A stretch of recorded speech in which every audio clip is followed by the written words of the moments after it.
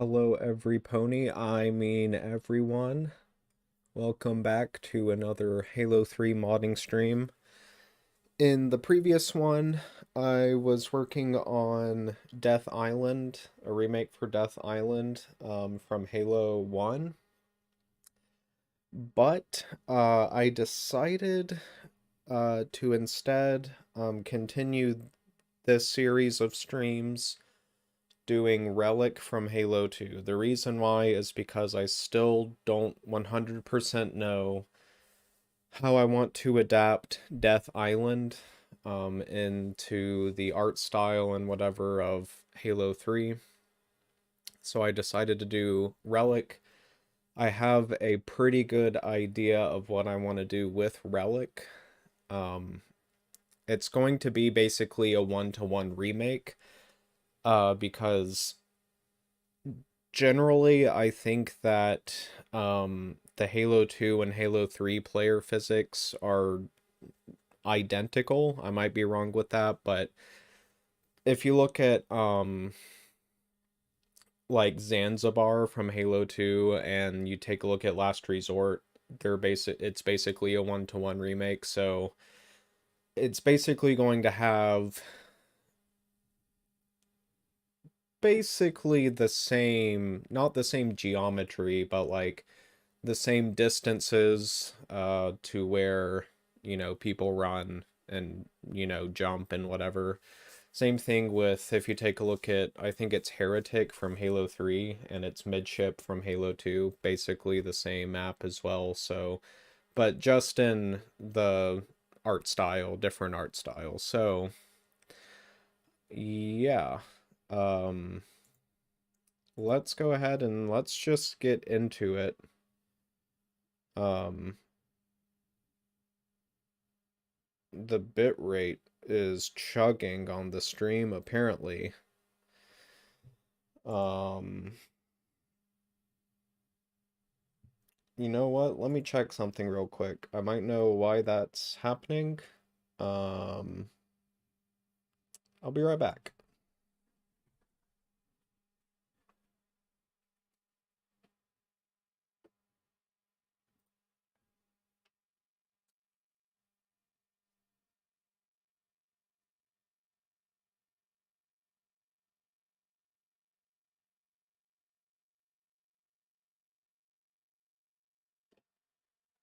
Okay, the reason the bit rate is less than ideal right now, I think has to do with the fact that I am uploading videos for my gaming channel. Uh, so sorry about that, but um, I think it'll be fine just for the sake of streaming. So um, let's just get into it here. Uh, Now, one thing I have done is that um, I've exported Tempest from Halo Reach, and it's just a Collada model. Um, let's take a look at it real quick because there is something done with this map that I would kind of like to do with Relic. And look at these rocks. Look at how they're kind of stacked. Like they're kind of flat looking rocks that are stacked on top of each other. Is this a portal? I bet that's a portal. So you can't really tell because unfortunately we cannot get the JMSs or the ASS whatever for Halo Reach maps. But yeah, I would kind of like to follow this idea a little bit with the rocks on Relic. And I actually started working on Relic several months ago, but I decided to just kind of restart it for the stream. Um, So let's get into it. Gonna open up Dune here. And I have Dune fully set up with the skybox too, as a reference, but what I am going to do now is I'm going to add a new scene collection, call this Halo 2. And I'm going to need to rename these as well. I do not see an option for renaming, so we'll just double click Halo 2 BSP. And I'll do the same thing. Halo 2 objects, and then Halo 2 sky. And I'll put all these into the Halo 2 collection. And then I'll make a collection for Halo 3. And I'm just going to call this BSP. So my idea essentially when I was talking about like making those stacked rock look is this these boulders here and like these platforms up. I might just add more detail there. And this is going to be a sandy map with just a lot of sand. And I'm thinking of having like rocks and then the sand kind of piled on top of the rocks, if that makes sense.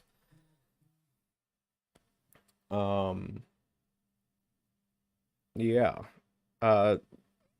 Definitely add a lot more polygons. This is pretty low poly because it's Halo 2.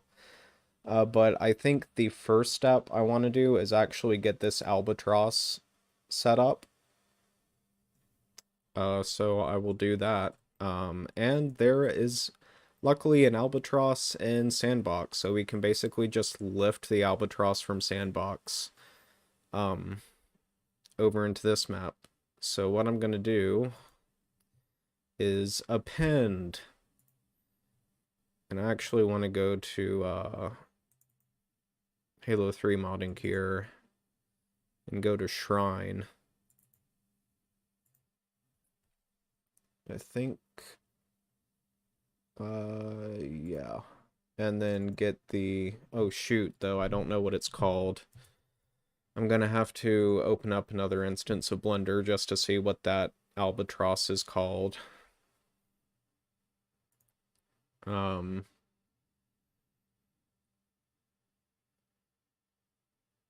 And it's going to be Dropship 04.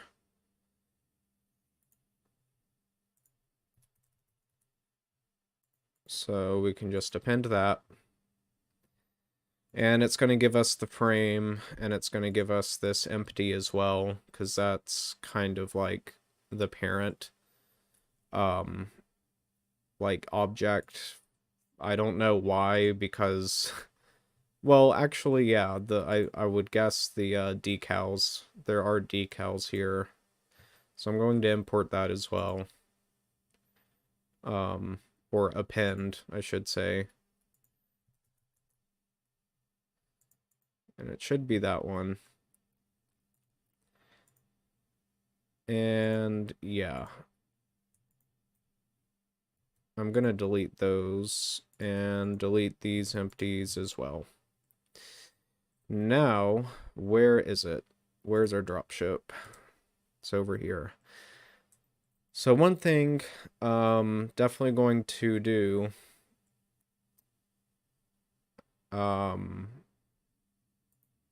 you know what though? I forgot to set this to Halo 3 global settings because we're making a Halo 3 map. So hopefully that stuff carried over. Looks like it did. Decal offset and render only. So that's for the decals. Dropship. probably didn't have any tags to begin with.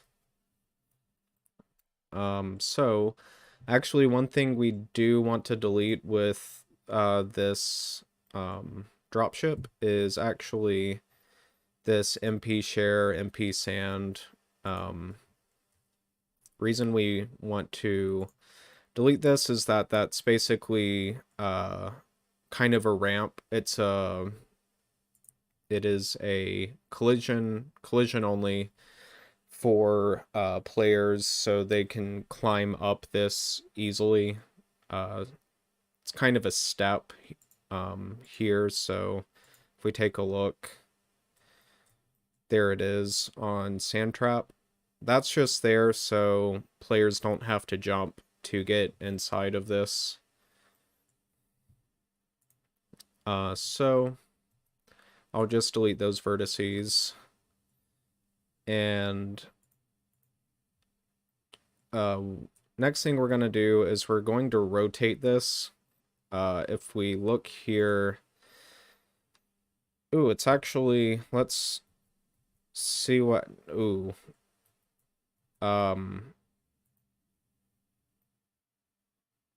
wait, okay, the funny thing is that the decals aren't rotated, but the Albatross is. So what I'm going to do is I'm just going to rotate this.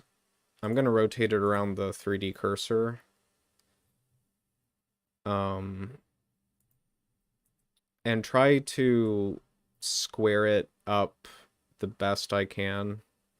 It doesn't have to be perfect. I'm going to use like the ground or the floor here. Try to flatten the floor. And that's looking good. And I just need to rotate this as well to make it as straight as I can.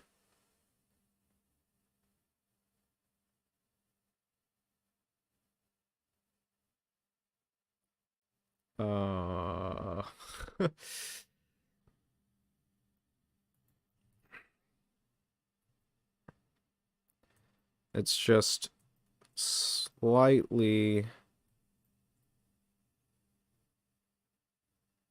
That actually might be fine.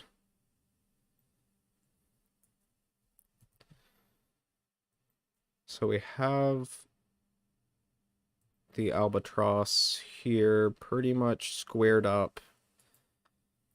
And I'm going to kind of move it here, and I'm going to, for both objects, I'm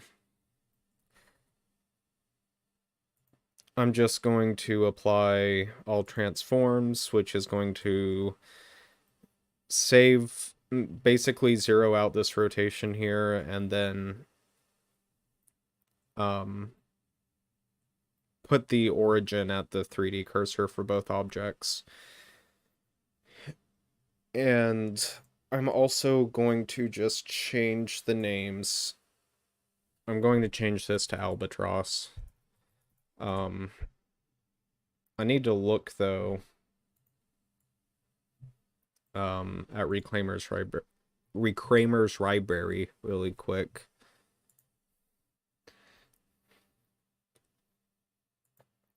Because I actually forgot what the symbols mean.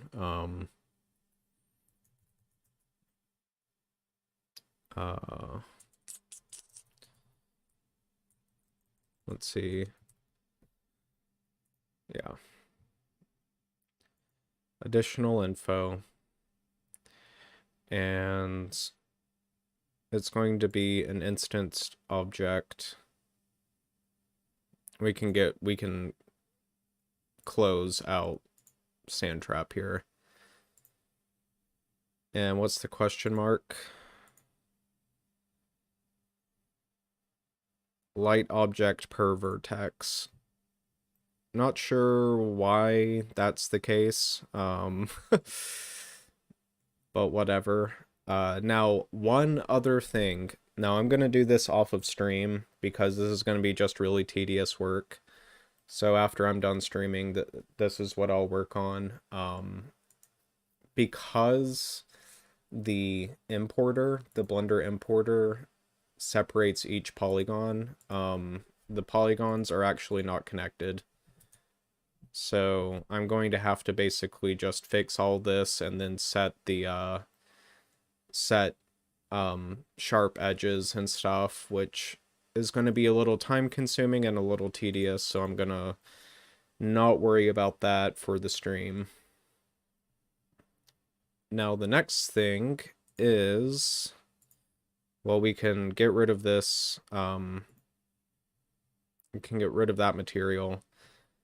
I need to see, I think it's going to be Shrine, I think that's the shader collection, but just to make sure,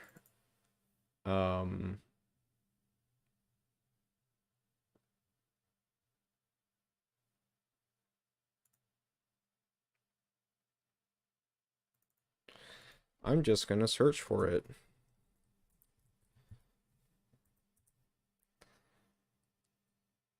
Because instead of copying the shader tags to our own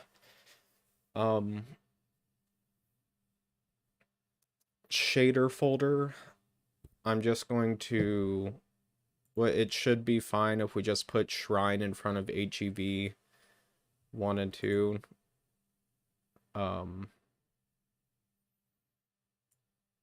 I do want to see, though,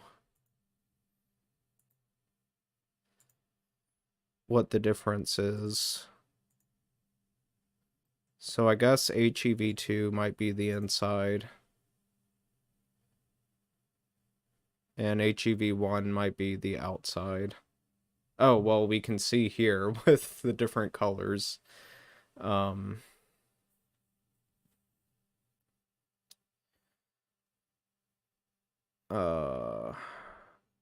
What was I doing? Here we go.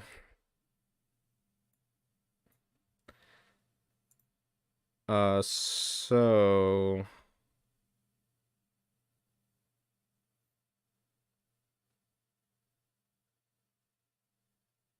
SHR, that's the shader collection, so I just need to add a SHR to these. And one thing, I actually don't have an example to show you, but one really cool thing is that the bitmaps and the UV maps and stuff like that, between this Albatross, the Halo 2 Albatross, and the Halo 3 Albatross is actually identical. So what I'm thinking of doing is just reusing these doors from the Halo 2 Albatross. In fact, that is what I'm going to do. So I'm just going to duplicate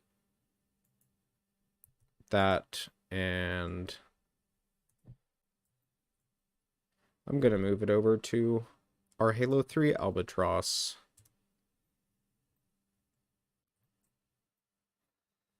Now, couple things we do need to change. First of all, definitely need to square this out, and what I'm going to do is let's put this in our BSP, and I'm going to rename this Albatross door.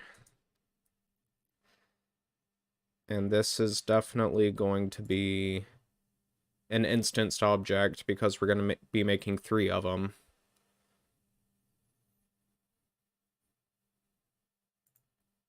And I might just get rid of this question mark from our Albatross dropship, because I don't really know why that's lighting as a vertex shading.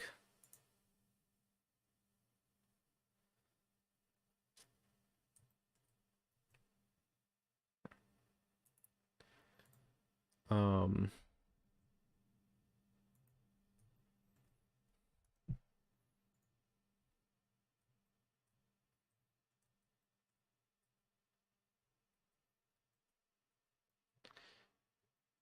Definitely need to rotate it this way.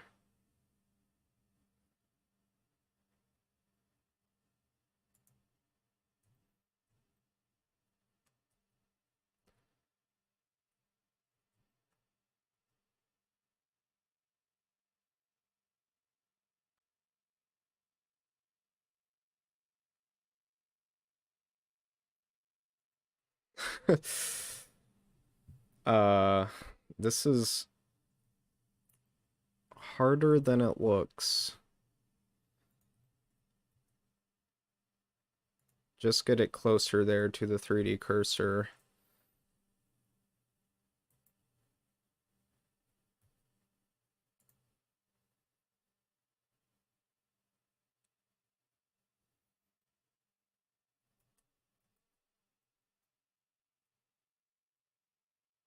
That's probably good. Then I am actually going to kind of rotate it so it's kind of flat on the floor. My plan is to have an empty and have all the Albatross parts. In fact, I'm going to rename this the decals too.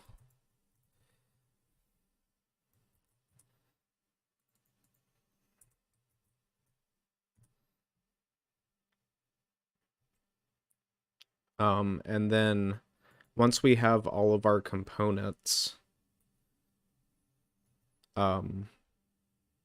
we can just all make them all childs of the empty, and then just rotate the empty around. And that should work.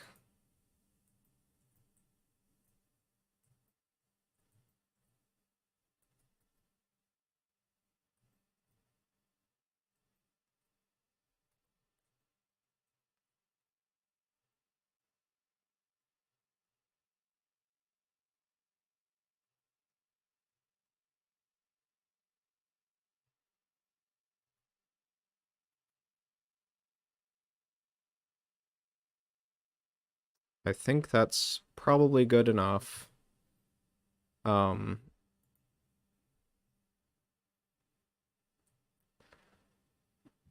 Now with our 3D cursor, but see, we can still...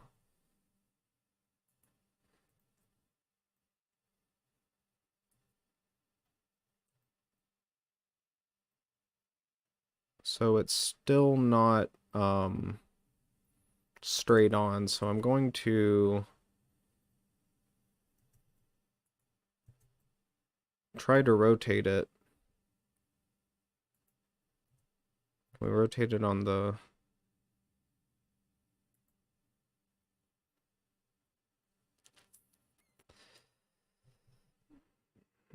But we don't have very good control. I'm gonna try doing it this way. With the gizmo.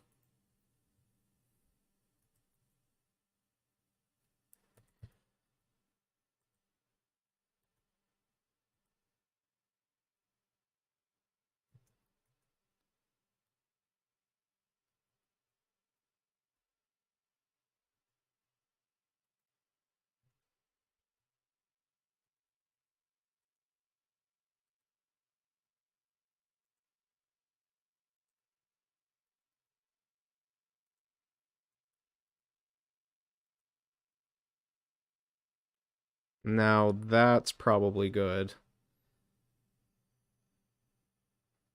And let's look at it from, let's see.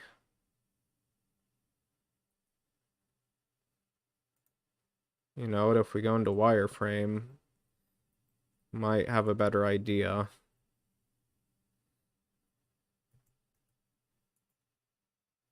But now it's like just really confusing to look at.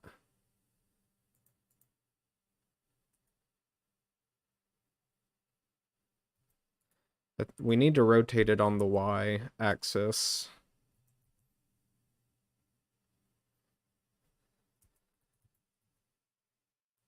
Like,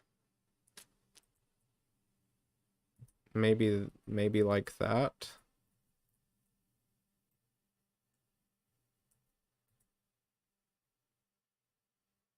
I think we got it pretty square now. So I'm gonna move on. Last thing probably want to do is actually put it so that the 3D cursor is at the kind of on the top side here.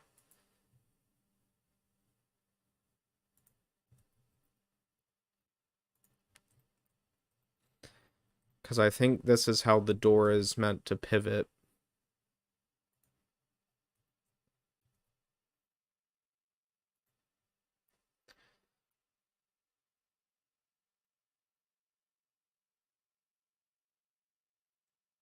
So, let's apply the transforms. And now our 3D cursor is where we want it. Oh, wait a minute. Not quite. That right there.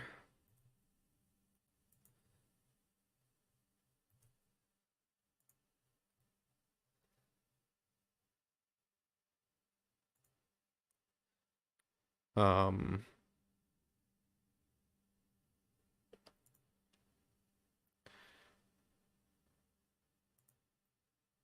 okay, so now if we rotate on the x-axis, it actually looks like it opens and closes. So what we should be able to do is kind of put it where we want it to be on all three sides, and then we can just rotate the doors however we want.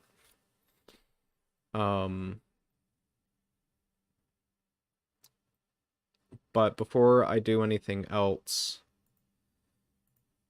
I'm going to replace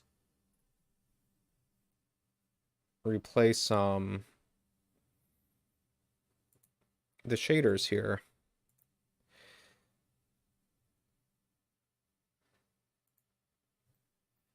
And if we go into material preview mode, you'll see that it just works, because the UV maps and the layout of the bitmap is literally identical. It's just that the Halo 3 version has sand on the front and it's just higher texture resolution.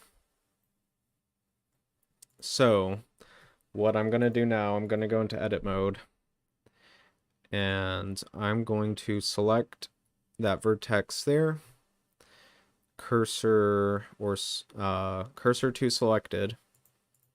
Now I'm going to take the Albatross door, do selection to cursor, and now the door is lined up, and kind of what I was talking about earlier. All we need to do is just rotate, and it just works. So I'm gonna duplicate this door. Actually, I'm going to instance it 3 times, but one more thing I am gonna do before I do that is I'm going to rename the mesh to something more descriptive. So I'm gonna call this Albatross, then Albatross door, and Albatross decals. Okay. Now, time to duplicate or instance. So Alt-D, drag it out here, and then go to edit mode, cursor to selected, selection to cursor, and we just need to rotate it on the Z 90 degrees. And then do the same thing one more time. Cursor to selected, Alt D, selection to cursor, and then rotate it 180. And now we have our Albatross put together. I don't see the decals though. I hid them. Yeah, I mean, like I said, it just works. Todd Howard quote there. Um, so, yeah. I am going to rename these Albatross doors. I'm going to rename this one left,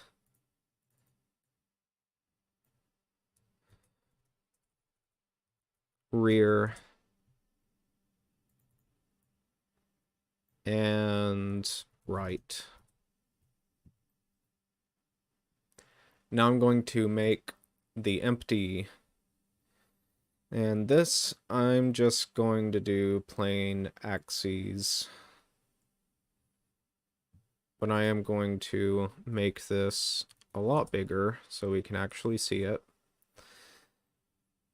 And probably right there is fine. This I will name in all caps Albatross. And I will, oops.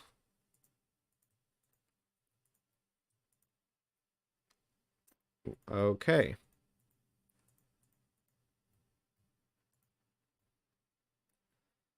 Control P.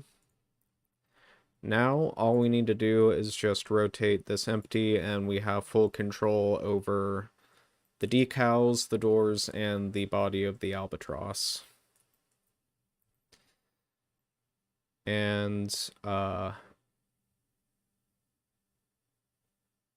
yeah, let's just move it over.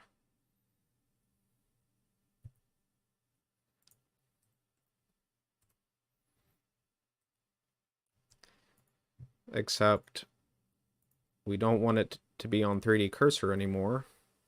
Let's rotate 180. And we can roughly put it into position. This Albatross is slightly rotated.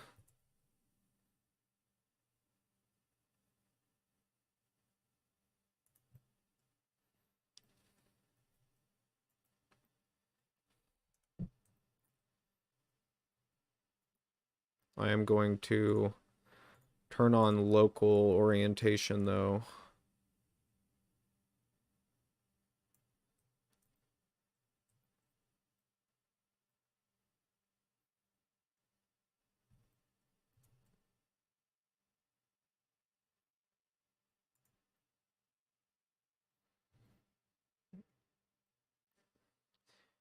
And slightly rotated like that as well.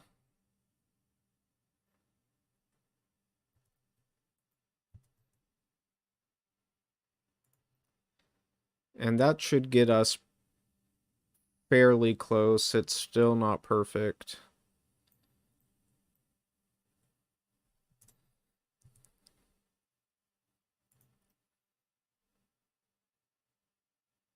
The sizing of the albatrosses may not be identical, and that's okay.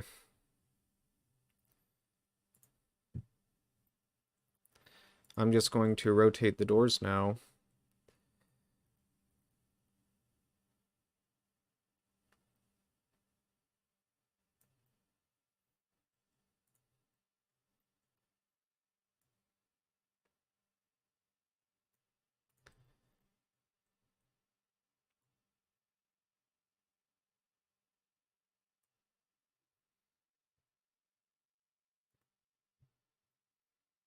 And there is our crashed albatross.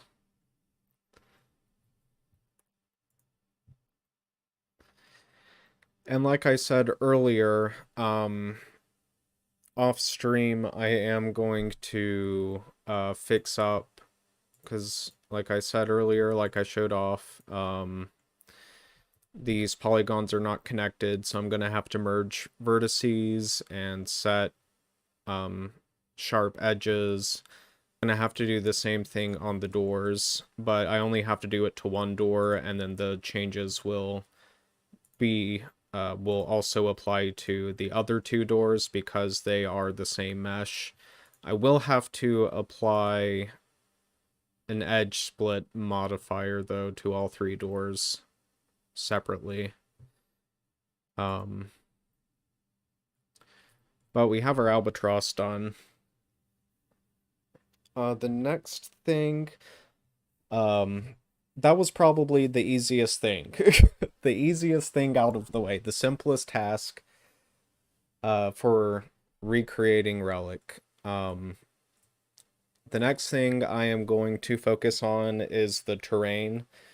The structure itself is probably going to be the last thing, and I will explain why. In the Halo 2 version, the structure is really rusted, like rusted out. And for Halo 3, other than Isolation, I think, Isolation is the only Halo 3 map that really has rusted Forerunner structures on it. And I thought, well, a friend gave me the idea of what if the structure was just partially rusted, like maybe just a little bit on the fins, and you have some, uh, what's the term? Uh, Environmental storytelling where you have Forerunner constructors kind of flying around this map and maybe repairing the structure. Maybe just flying, like have a flock of them flying around might be good enough. I don't know if we would have to do like some uh scripting or whatever to have the constructors actually repairing the structure, like have their little laser beam that they shoot out. Um, that might actually require a whole other biped. I don't know. That's just something we'll worry about when we get to that point. But the next thing to work on is going to be the terrain. Now I might actually just copy these logs as well, just duplicate them. And they are, I think, separate meshes, and they are. So these won't necessarily need to be instanced geometry, and to be honest, our Albatross does not need to be instanced geometry either. So I will remove the percent symbol. And yeah. In fact, the only reason it might have been instance geometry was to have that light object per vertex. That might have been the only reason it was instance to begin with. And maybe we do need to revert back to that. I don't know why the Albatross would be vertex shaded. I just don't know. So I think what we'll do is we will just we might just, yeah, I'm going to just duplicate these logs, and I don't think we need to do any higher resolution meshing for these logs, to be honest. So I am going to get those and drag them over to our BSP, our Halo 3 BSP. And I'm going to rename these. Definitely going to rename the mesh. Let's see. We'll call this one log A. And then log B. And log C. And we'll rename the objects to the same thing. Wait a minute. Okay, so this is going to be log C, then log A, and then log B. Now, one other thing is that, let me open Reclaimer really quick.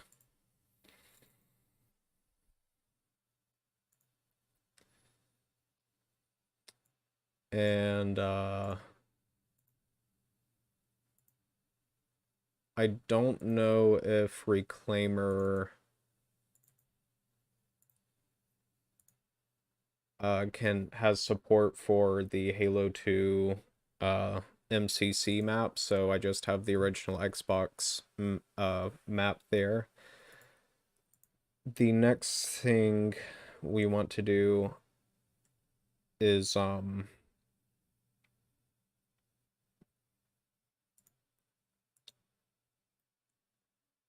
we want to do a little bit of work here on the shader. So I'm going to create a new material, and I'm just going to call this driftwood. That will be the name of the shader.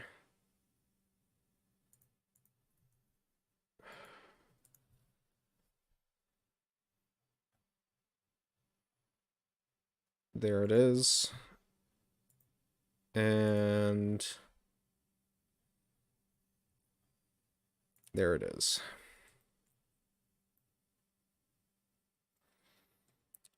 Why not port Halo 2 Anniversary Relic to Halo 3? The reason why is because, first of all, Halo 2 Anniversary is going to be incredibly high poly for Halo 3, and I want this to be in the Halo 3 art style. So I'm basically just building it from the ground up. I would prefer to do it that way anyway. So this is going to basically be if Bungie back in 2008 re-released or did a release of this map for Halo 3. That's kind of like how I imagine this. So we need to search for driftwood. I think that's going to be the name of the bitmap as well. And actually, let me show you the if we look here at this is what I was talking about earlier with the HEV or the Albatross having the same exact layout across Halo 2 and Halo 3, the same UV map layout. And I open up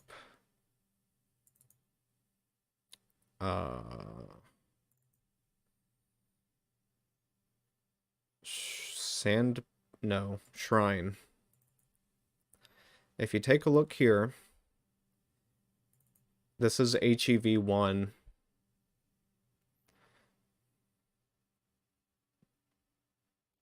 And you can't really see anything because it is because of the alpha channel. I'm just gonna, this is not how it normally looks like, but you take, so this is Halo 3, and then this is Halo 2 Albatross. And if you look at it, it is the same layout. Like right here, you'll notice there, it's the same layout. So we don't need to like worry about the UV maps not being correct for the doors. I mean, you can see them working there anyway, but that's just a little cool thing. Basically, the Albatross from Halo 3 is the same as the Albatross from Halo 2.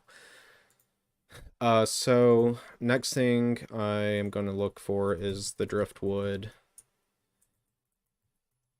bitmap. And here it is. And I'm going to export this to my Relic folder, Halo 2 Relic folder here.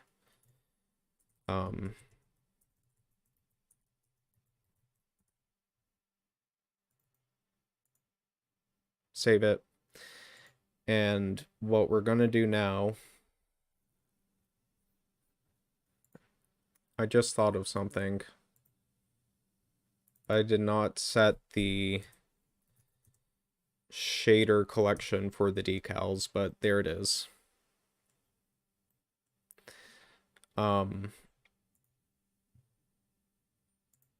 We're gonna have to upscale. We don't have to, but it's gonna look a lot better if we upscale the driftwood texture. So I'm actually going to copy it. And I don't think I said this yet, but my plan is to have call it Monument instead of Relic, just call it Monument.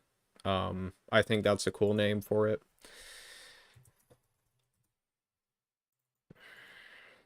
I'll paste driftwood. Now, I think I would like to upscale this texture because it's pretty low resolution. There's a couple of ways we could upscale it, but I think the easiest way, and probably the way that's going to give us just the best result, is to literally just resize it here in the image editor. I've tried resizing this using AI before, and it did not quite look correct. I think I used waifu 2x, which I don't know if that is an AI or not, but it just did not look good. So let's just upscale it by 200. And let's sharpen it. Sharpen.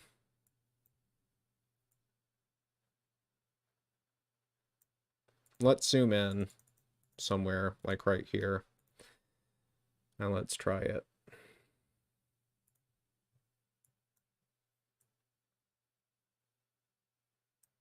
Let's do it by a factor of 4, I guess. And what does threshold do? Let's do that.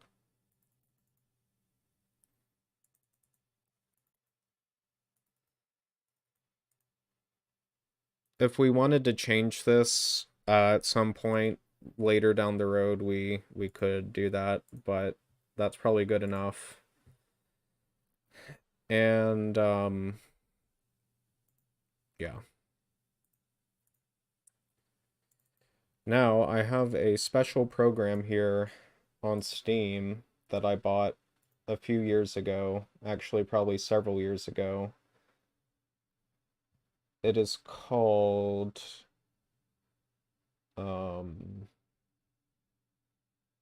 where is it? I'll know it when I see it.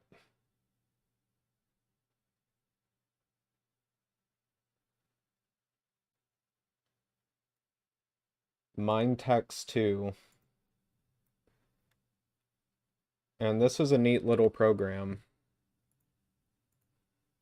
because what we can do with it, once it's done loading up here, we can open a diffuse map, which will be our driftwood.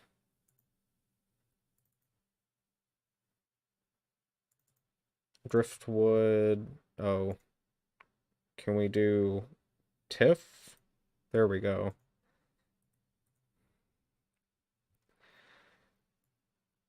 And it's going to generate a normal map and but what I'm most interested in is the specular map.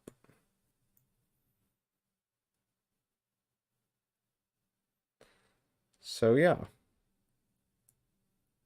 Hello, Pink Knight. Welcome to the stream.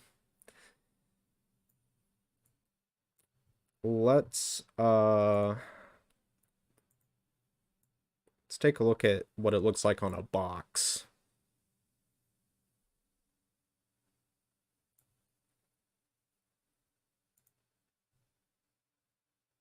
I am going to save this.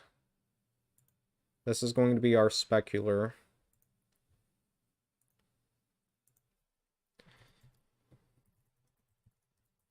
Spec. And one other thing I am going to do is does this height? Height is the other one I want. I don't want to do the normal map. I don't want to export a normal map because that won't do it in the DirectX format. I'm pretty sure it'll do it in the OpenGL format. So what I'm going to do is I'm going to make a DirectX normal map off of the height map. So driftwood height. And we can close out of mine text. No.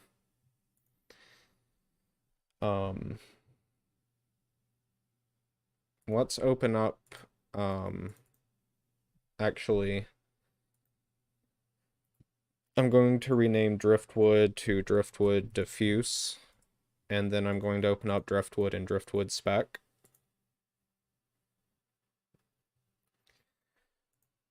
And let's select all of this, copy it, and then what we can do is we can go to object, paste alpha, and Amber Alert. Wow, that's scary. Alright, well, hey, I'm streaming, so I'm just going to say what's happening.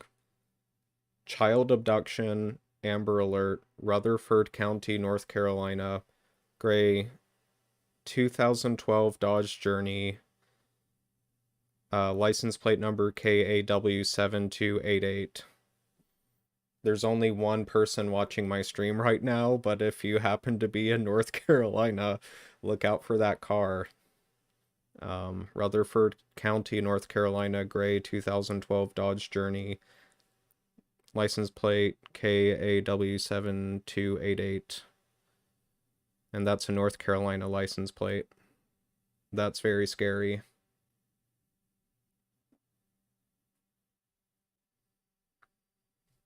Okay. Oh my goodness.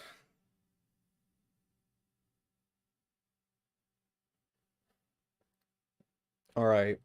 The stream was chugging there, I think, so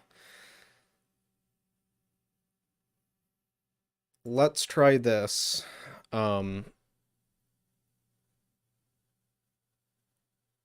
Let's save this as just driftwood now.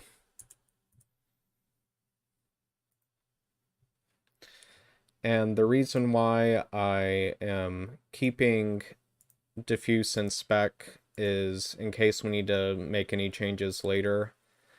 And this looks like it's a different file type, and it is not. It's just for whatever. It's the extra F at the end that makes it go, what? Because these are like, this is TIF, and this is TIFF, and that's weird. I know, but It should work fine.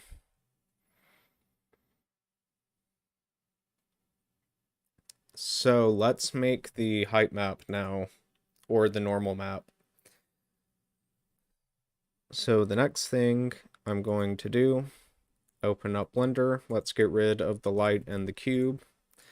Let's keep the camera. Let's clear the rotation and transform. And let's change this to orthographic. Let's change the resolution to 1024 by 1024. Let's set dither to 0. Let's set this output to TIF. Let's set compression to none. Color depth should be fine. Let's set color management to standard. And let's set render engine to workbench. I have a matte cap here that I made that is DirectX normal map formatted, so we can do that. Let's change color to completely white, and that should be good. Let's go to rendered mode, and let's set no anti-aliasing. Actually, let's set it to like maybe a single, like one pass. Now let's add a plane. Let's set the orthographic scale to 2. And let's subdivide this by like, I don't know, 63. That should give us like 64 squares, I think. Let's look. If I select one loop here, yep, 64 faces. And now let's add a subdivision surface modifier. Let's set it to simple. And let's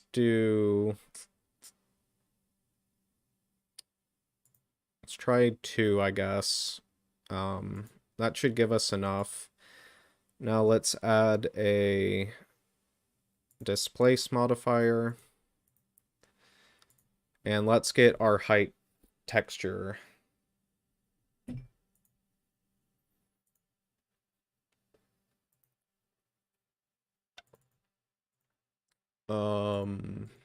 Nope, that is going to be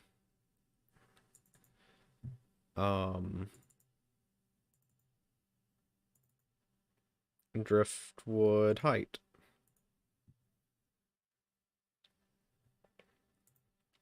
Let's set shading to smooth. And would you look at that? We have a height map, except it's really, really mad. So let's calm it down. Let's set strength to like 2.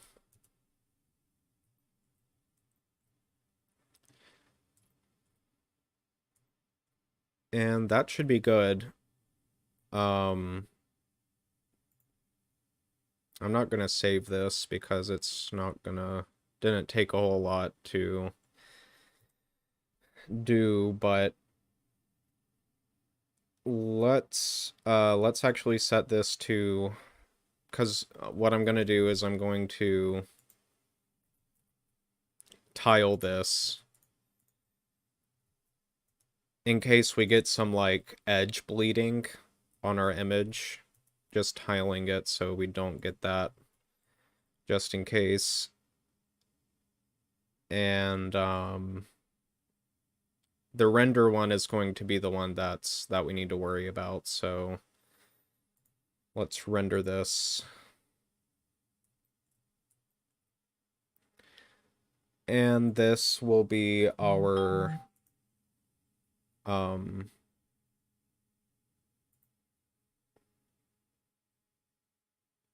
This will be our driftwood bump.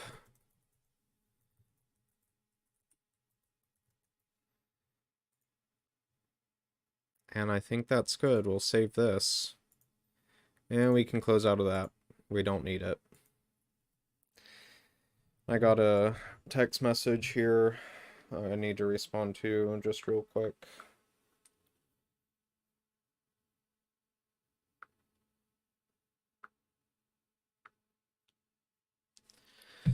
Okay. So what we can do now is we can actually load these bitmaps into Blender and see how it looks. So let's do that. It's going to be driftwood bump, and that's going to be it.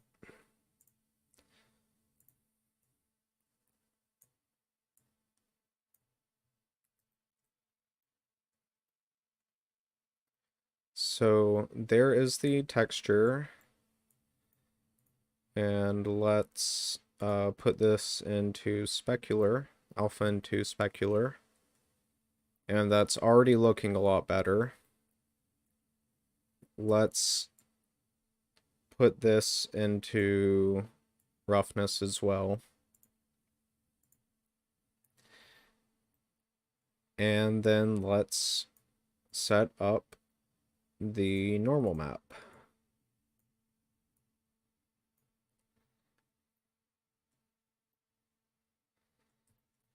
And would you look at that? That's looking good. Minimal work, but we got upscaled the texture a little bit and got a custom normal map and specular map, so that should look pretty good in the Halo 3 engine. So let's move on.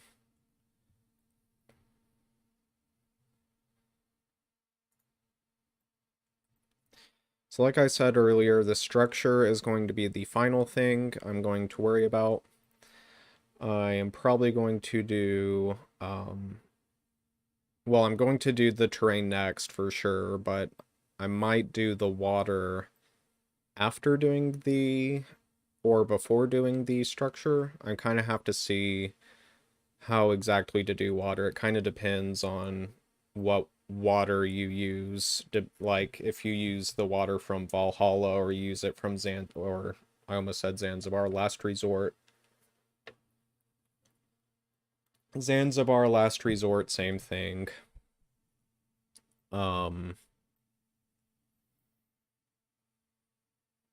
So, like I showed off earlier, my idea for the terrain is to kind of use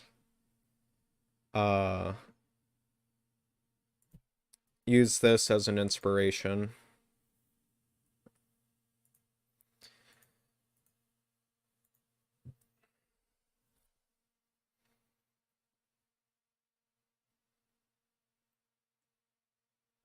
This is Tempest from Halo Reach.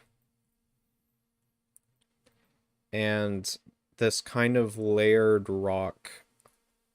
I do want to try to do that a little bit. I don't know if we're going to get an area that I don't know. I don't know if we're gonna have many places where we're gonna be able to do that. Maybe like right here on this rock. Maybe right here on this rock over here. Definitely over here. And I think for the crashed Albatross,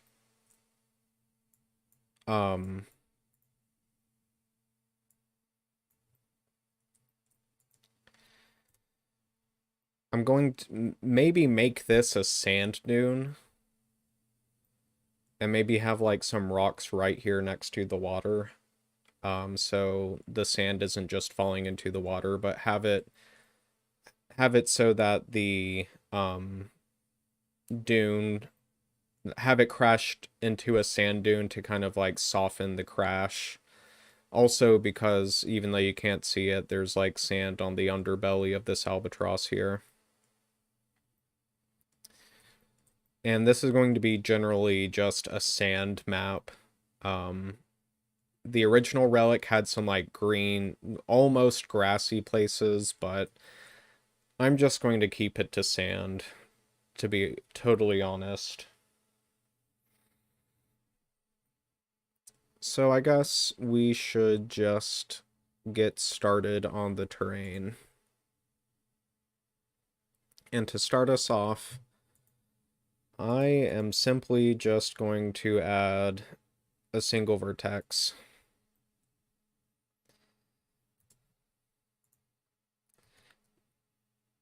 The simplest thing possible. Now, a lot of, or pretty much every Halo map making tutorial, they'll start you off by doing a cube that is inverted. The normals are inverted, and for beginner purposes, that is totally fine. But I think I said this in my previous stream. That is not how the Halo maps were originally made. They did not start off with an inverted cube. They modeled the terrain, and then the sky with the inverted normals was like probably the last thing they did. Um, so I think where I want to start off now, I think what I might do is um kind of make a pile of sand and then do instanced rocks kind of jutting out from the kind of like this dune. I think that would make a lot of sense. So I'm gonna do that. So let's just start it off like that. I am going to I'm going to hide the albatross.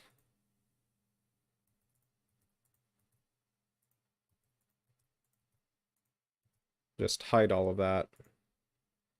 And I'm gonna hide the logs. Let's call this terrain in all caps. Let's scream it.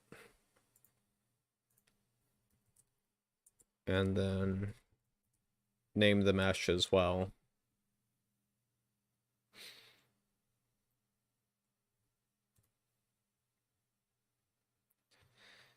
And I guess we'll just get started on this rock.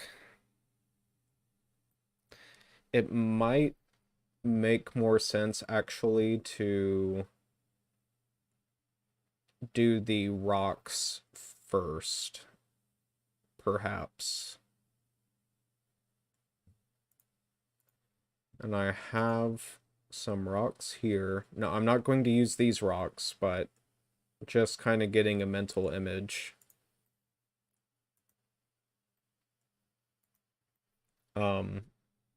We may need to model our own rocks, or we maybe could lift the rocks out of a previous map, or an existing map, I should say. I don't know if I have. Let's save though, because I actually haven't saved yet, and that would really suck if we have lost our progress that we have done so far.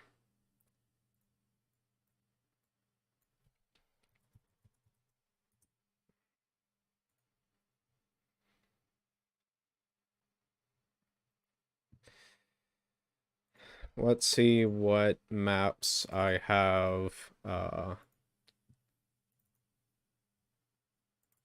Maybe Zanzibar would have some rocks on it. Um, yeah, let's look at Zanzibar. I know for sure that that Waste would have a lot. Let's actually look at Waste.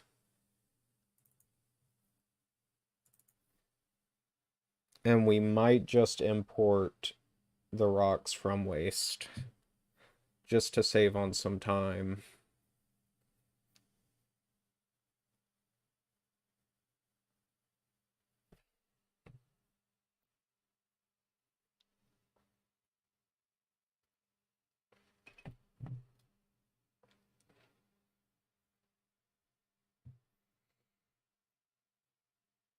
And that's the place I'm going to look is definitely going to be BSP 000, the beginning.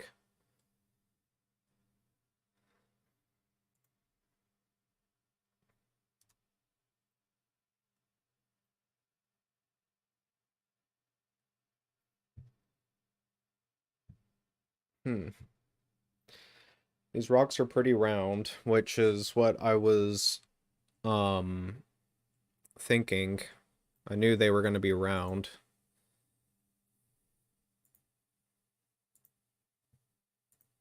And these are all the same rock, which is really fascinating.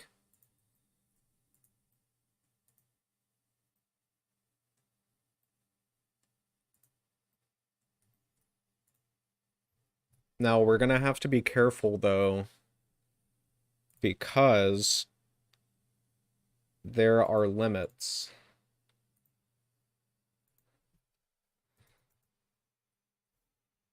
There are limits to how many instances we can have. Um,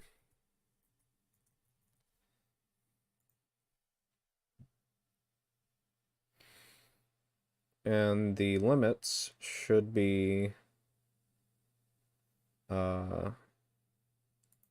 listed right here.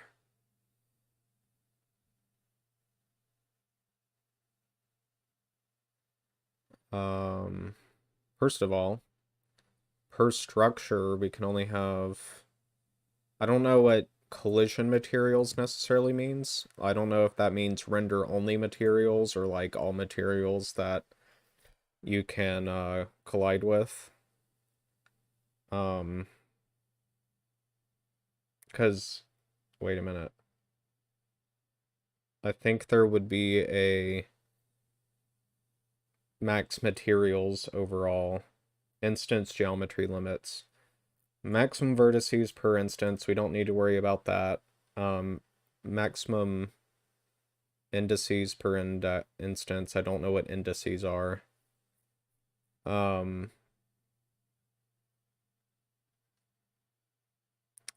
I think this one per cluster.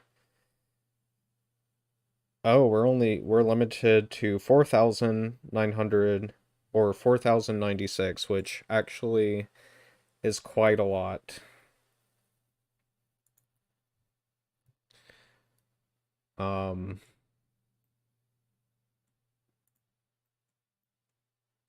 Are all of these really just the same rock? They are. These are really all the same rock right here too. These are all just rock 2. That is so funny. I mean, hey, it gets the job done. Now these are different though. Yeah, we might import these as well. Um, we'll definitely get rock 2 here. Let's append this. I do want to see though what waste rock looks like.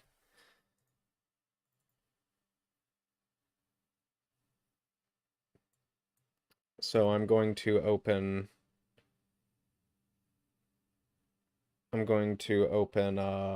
waste.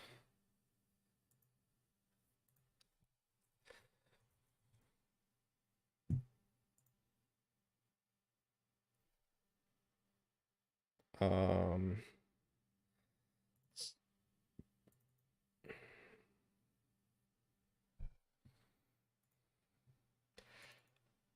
let's open up Gorilla and let's take a look at this. Um, let's take a look at this shader. That is going to be levels, solo, waste, shaders, waste rock is what we're looking for. Waste rock diff.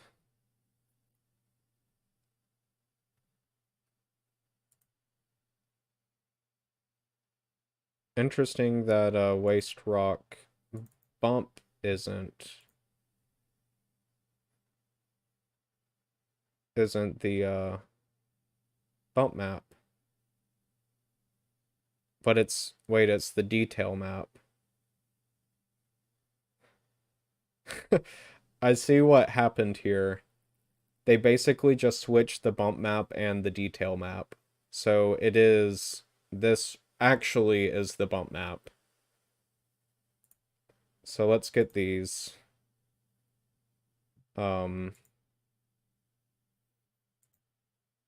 Let's put them in our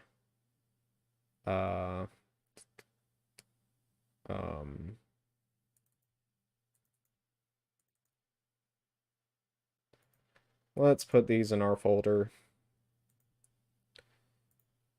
And let's put them in the waste folder as well. And let's see what these shaders look like on waste first, because why not?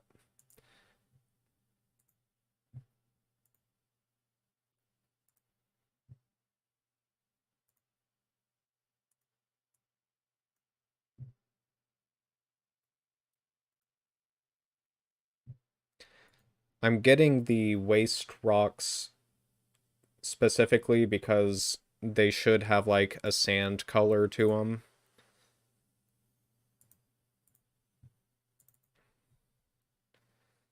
Let's see, where is our waste rock?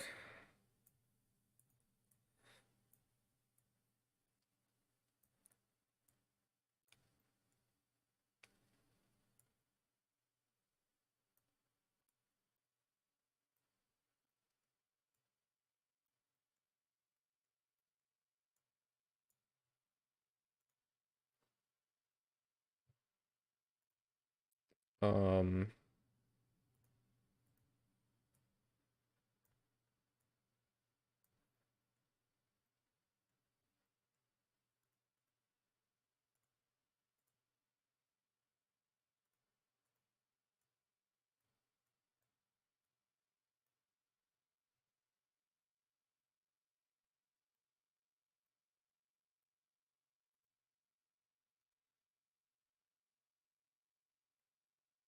looks like these rocks were rained on. So let's do that, maybe. I don't know.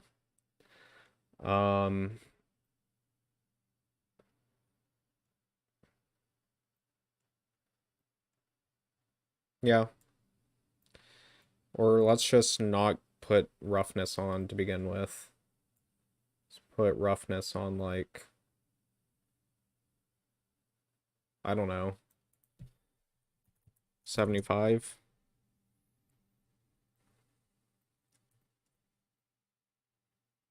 These rocks aren't as lightly colored as I thought they were, but maybe they are in game because of like the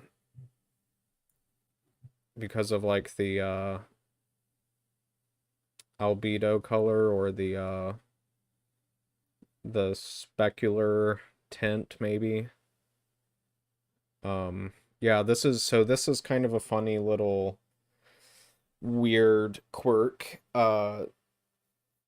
This also is the case on Valhalla with the grass. For some reason, the detail map is the base map, and the base map is the detail map. Right here for bump mapping, but that's the case for Valhalla, where like the green grass is actually the detail map for some reason. And you can kind of tell because the detail map is scaled to 1, which is usually the case for bump maps. I mean, the base map, and then the detail map is usually the one that's scaled up. As you can see here, the base bump map is scaled up to 4, which doesn't make any sense, really. I mean, it could, but usually it's scaled to 1.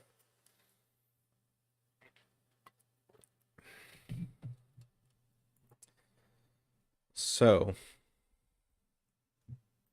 I'm actually going to do one more thing.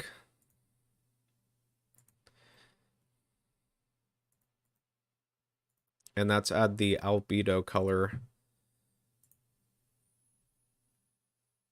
which we need to open up paint.net for.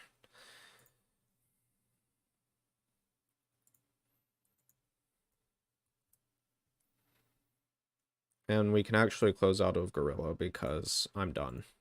I'm done with it.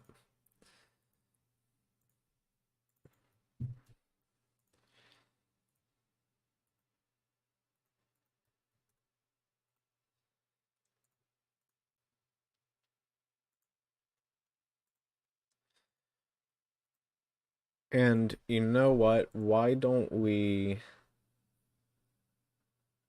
It's going to take a while.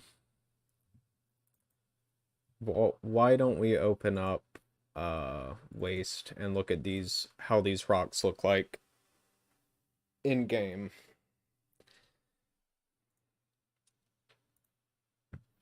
Because I definitely do not remember them being this dark. But maybe they are. Let's save, and let's... I'm gonna do a new one. We can come back to Waste later, but I want to see what the rock... I think there's rocks on Zanzibar as well.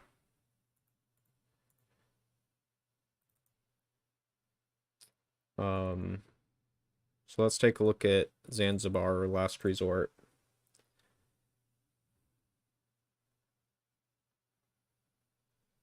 Yeah, Sapien's gonna take a little while.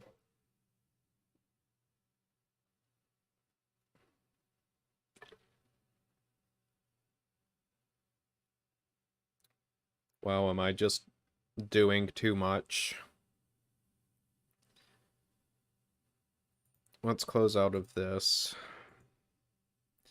Here we go. Here's Zanzibar.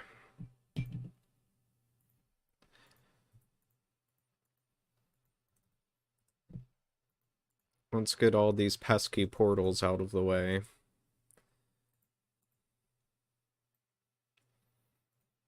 Let's get the sky out of the way too. And here's the rocks on Zanzibar.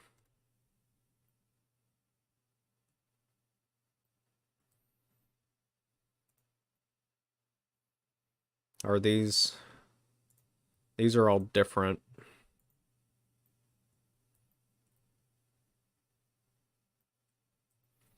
Part of me wonders if we should just model our own rocks.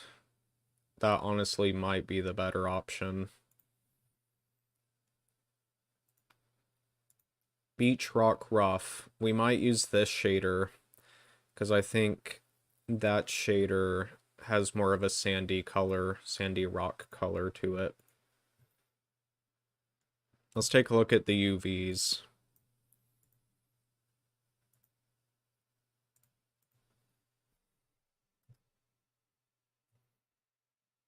So the UVs are actually very simple. It looks like what they did is they just went to top view and then did project from view. That literally just looks like all what they did. Let's take a look at this one too. Same thing. Yeah. I bet you that's what they did. Maybe not for this bottom one, maybe for the bottom one. So these rocks actually have pretty simple UVs on them.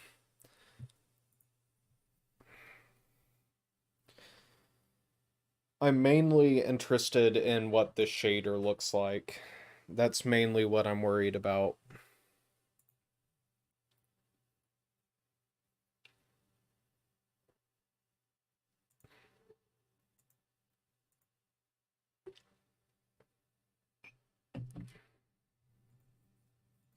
Gonna open up Reclaimer and open up Zanzibar.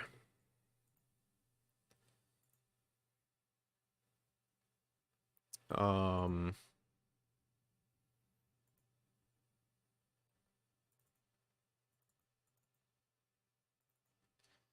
not that. We need the actual Halo 3. That's gonna be Zanzibar.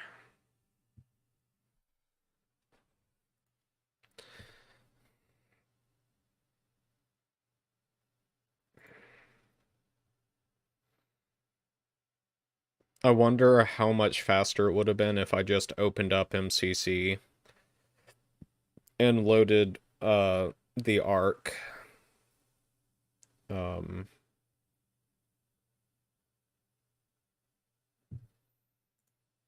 Because that is taking a while.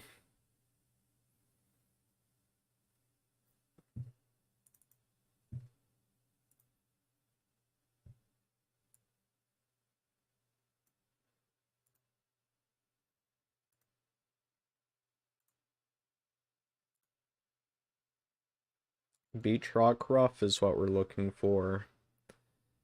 And it has the same name for the base map, but not the same name for the bump map.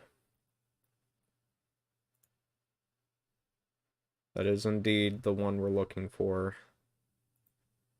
So it's going to be Beach Rock Rough.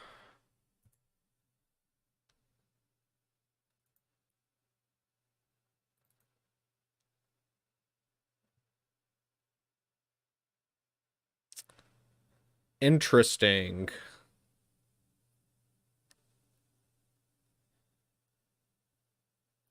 Very interesting. So it's not what I thought. So yeah, this isn't just like a regular old tileable rock texture. This actually looks baked.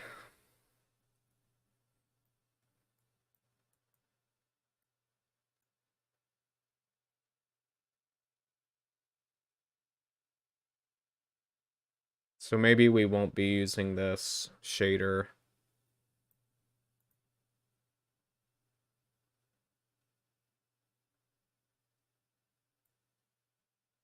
Huh.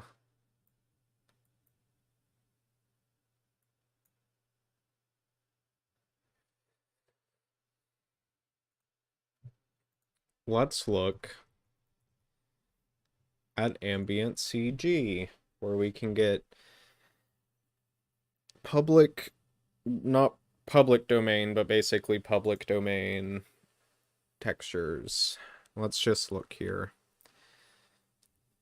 Let's look for rock.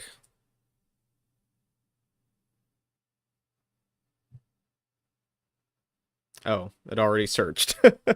I was waiting on it. Or did it? Rock?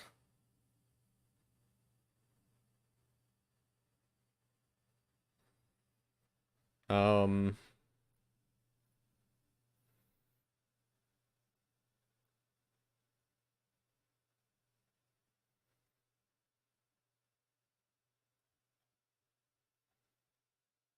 let's look at the license just in case. I mean, it's CC0, but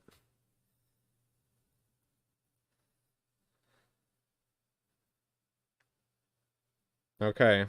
You can copy, modify, distribute, or perform the work, even for commercial purposes, all without asking permission. Okay. Is Sapient's not even done yet?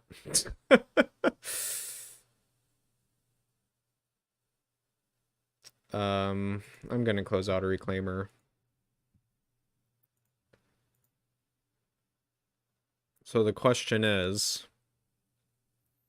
which one should we use? Maybe we should use this one.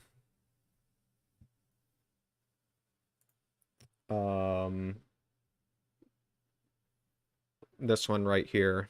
And maybe we can tint it a more like sandy color, because that's kind of the idea I have.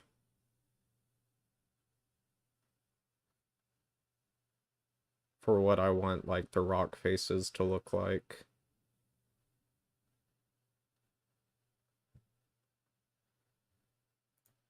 Sapien's almost done.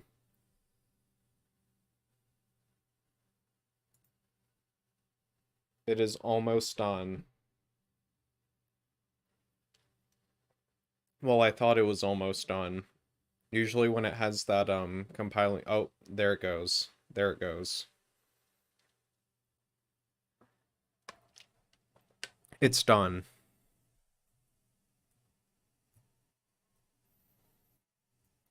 Let's look at our Rock 2.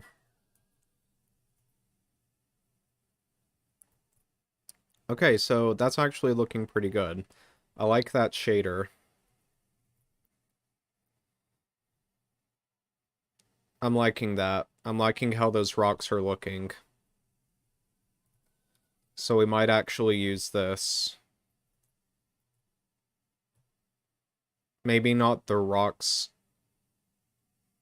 themselves, but we might use the shader.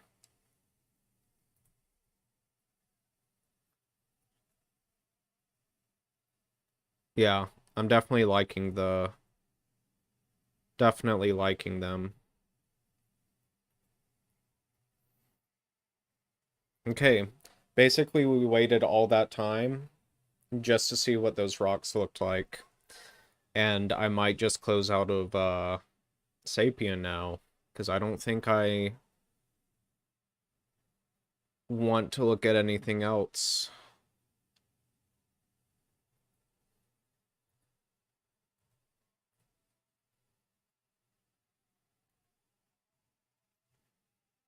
So bye. If we want to look at that again, we can just wait, or maybe I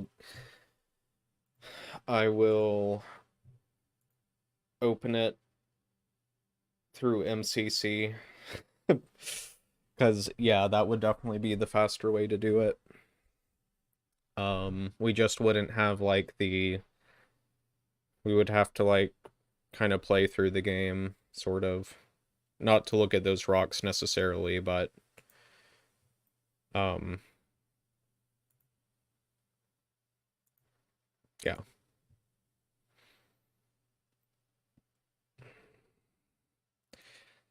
So we're back here at waste. Let's look at the UVs for these rocks. And just as I expected, pretty simple UVs. It doesn't look like it. This just looks like a mess here, but that looks like a simple UV map to me, to be honest. In fact, you can kind of see where the seam is right here. This seam is where this outer edge is. But really not that big of a deal. So I think we're going to use this shader for the rocks on our map, which will save us some work as well.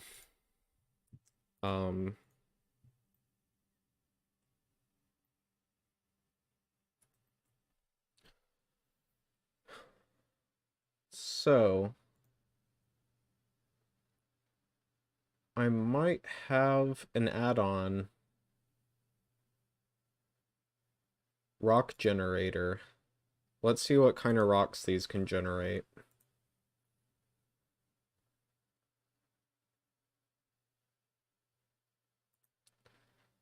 Asteroid sandstone. Ooh. That's not necessarily looking how I want it to look.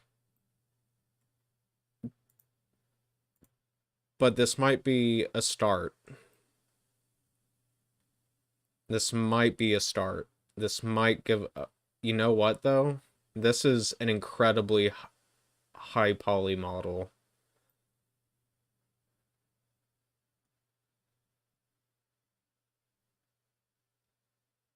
Detail level?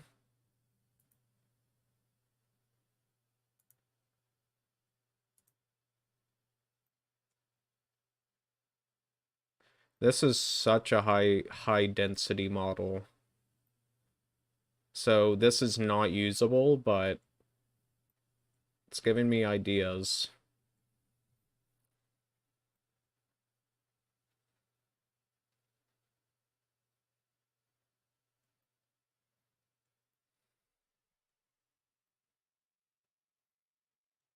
Hmm.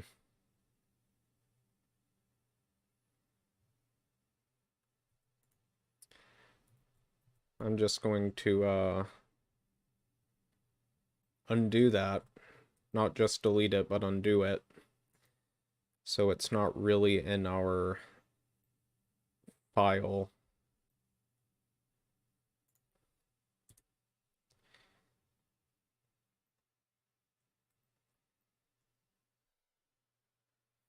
So I'm thinking about how I want to do this.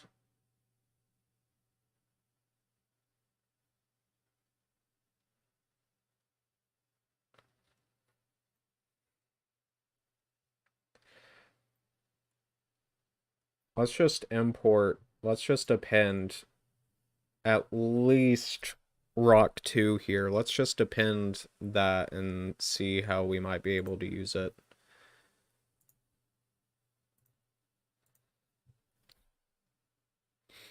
Um,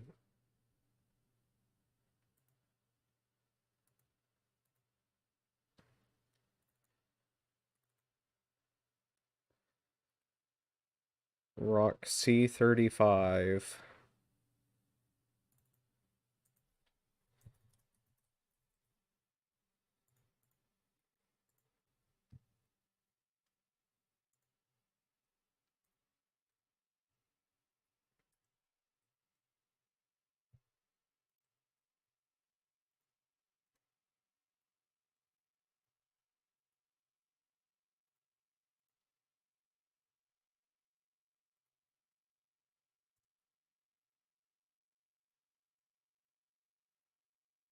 And oops. So I cleared the rotation and the scale.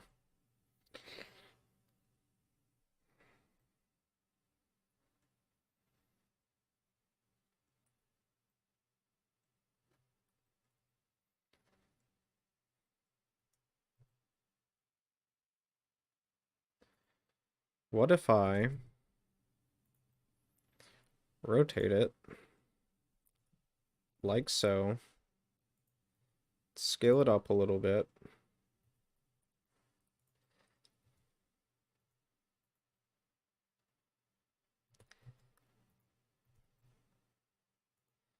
what if I scale it on the Z?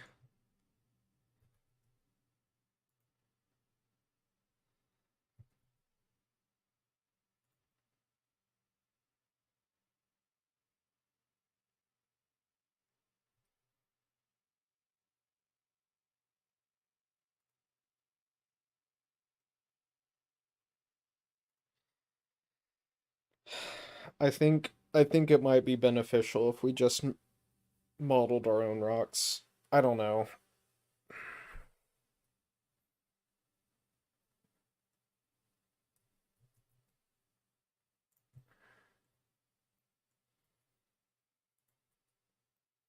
Because I would like them to be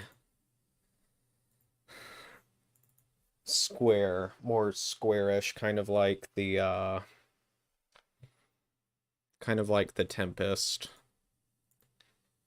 Tempest rocks.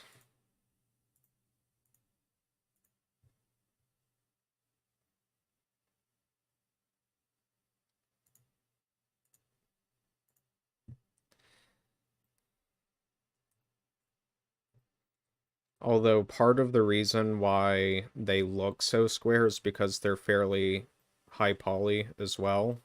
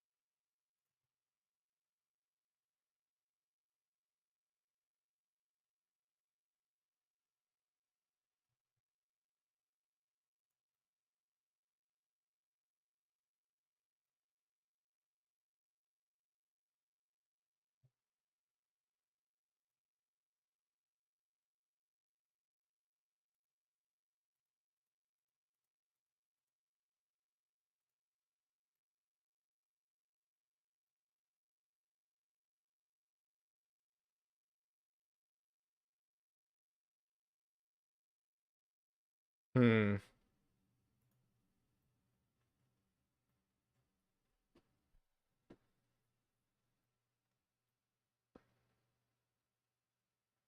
Yeah, I don't know. This is such a steep wall here.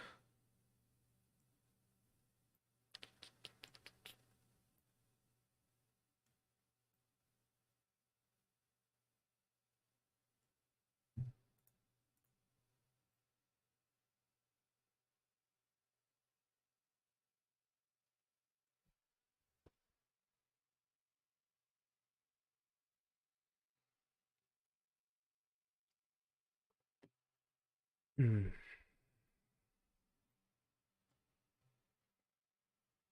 Let's just model the rocks. I am going to use that shader, but let's just model the rocks.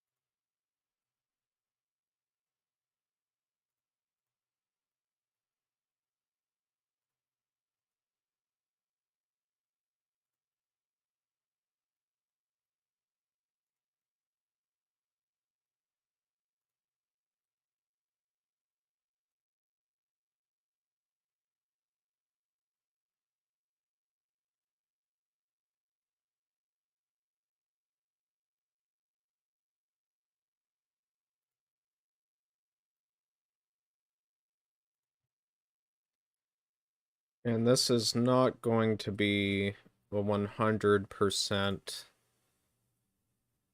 one-to-one remake, but I do want to follow the contours of the rock just a little bit.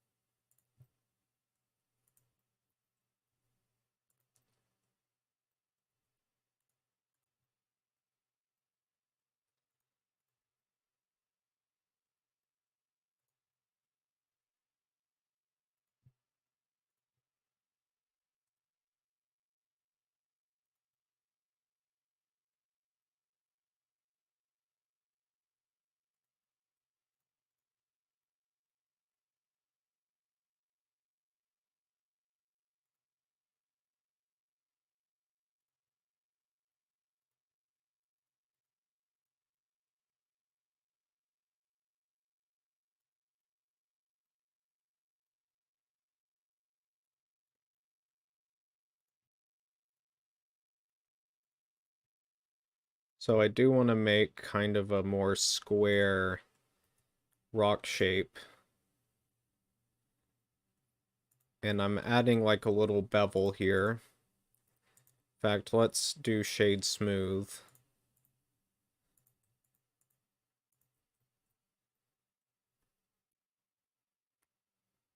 And let's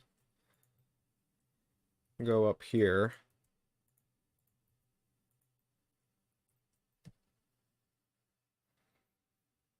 And right here we can add, there's kind of a dent right here. What we can do is we can kind of add like a little break in the rock, sort of. Like where the rock has chipped away.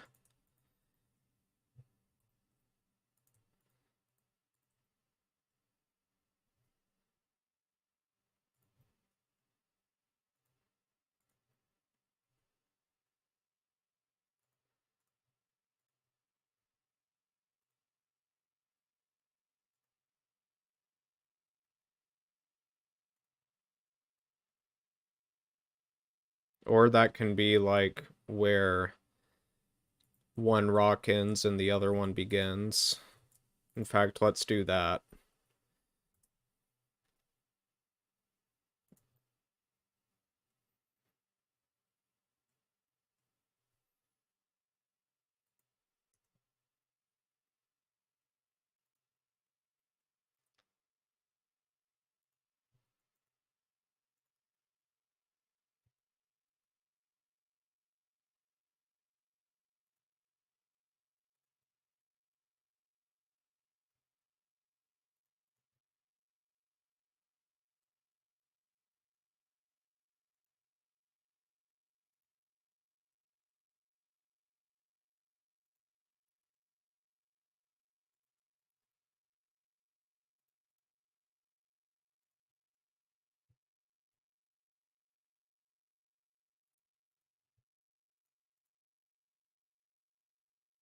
Hmm.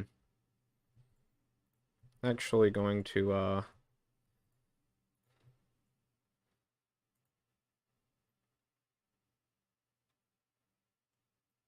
let's see.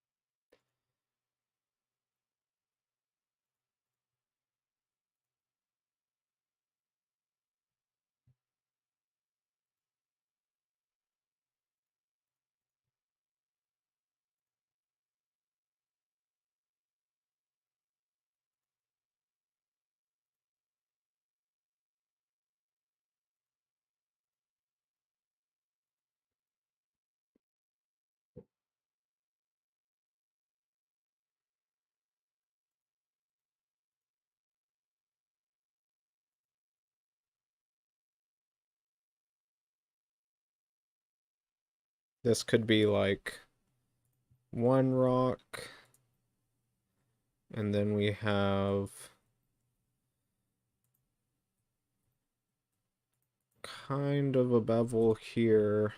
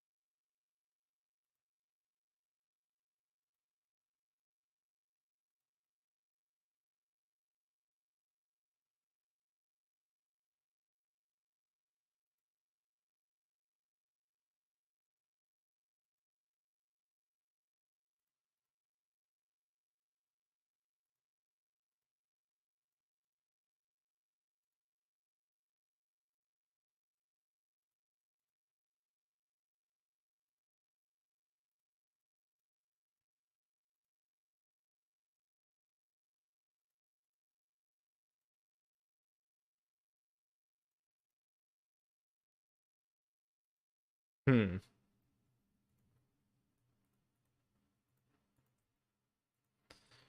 We can make this... Huh.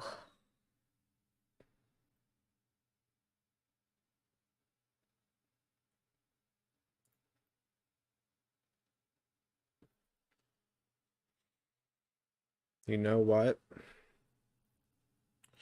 I have a better idea.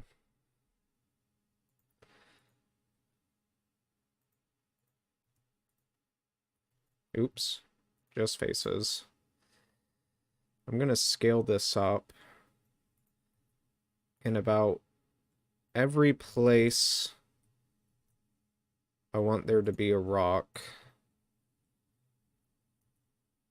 I'll put a face down. What I can do is I can make it different sizes.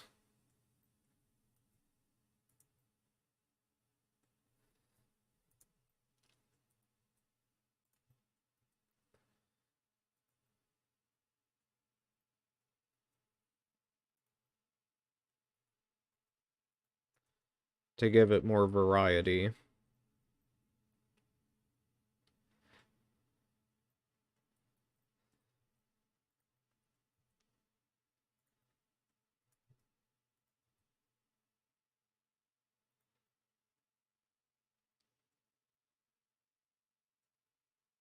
And I think this will give us a pretty good layout. So here we have like a stack of rocks.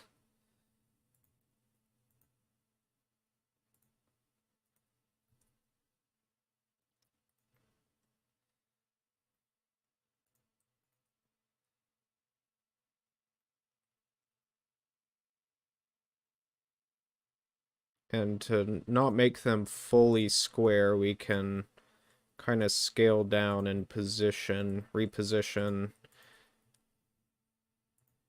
some of the edges here.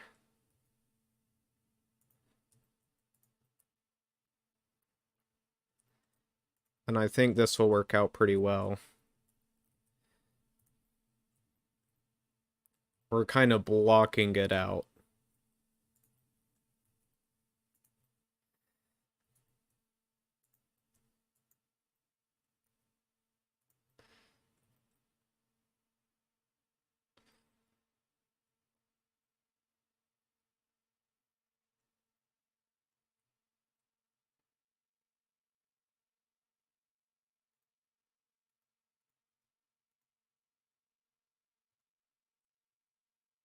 Yeah, I think this will do just fine. You'll kind of see what I'm meaning here in a minute.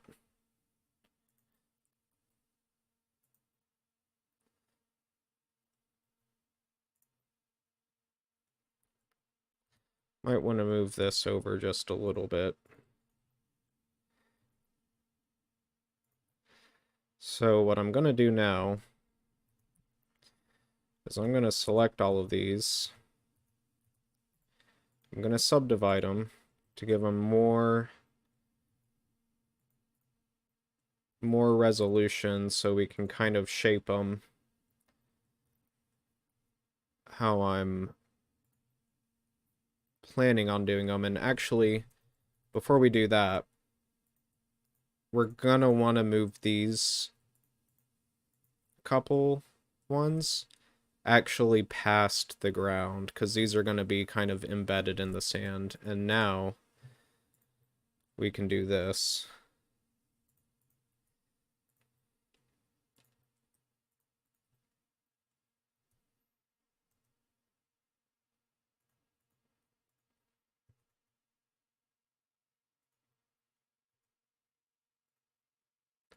I think this is going to look pretty good.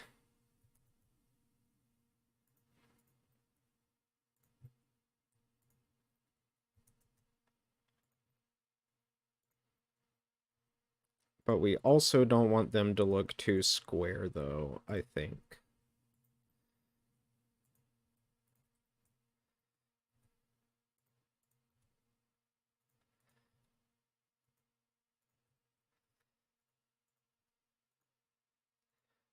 We want them to be kind of like a stack, like a C stack, sort of. Kind of like what's going on here.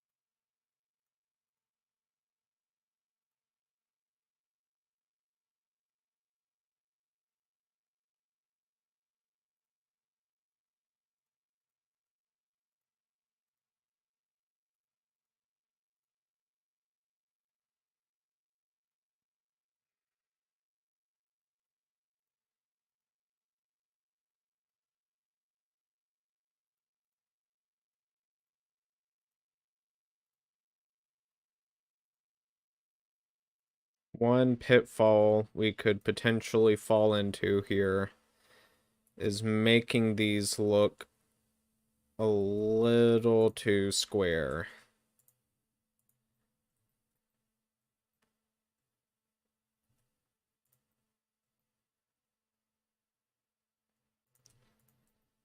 Something we'll obviously want to avoid.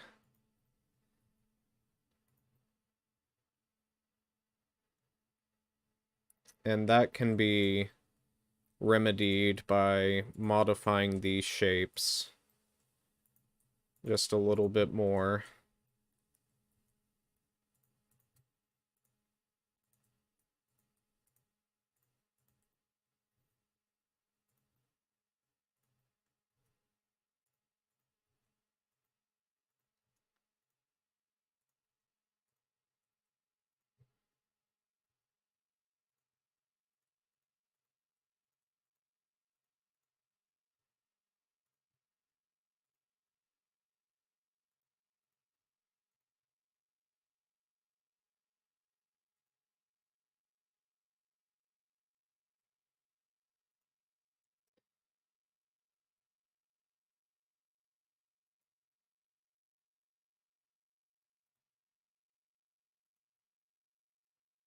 So, let's try this. Let's try this out here.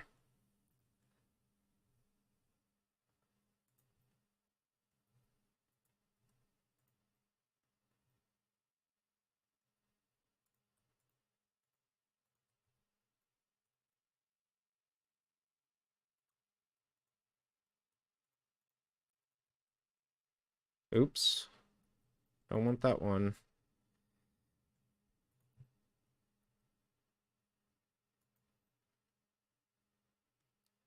Really um just kind of experimenting here. Seeing what works.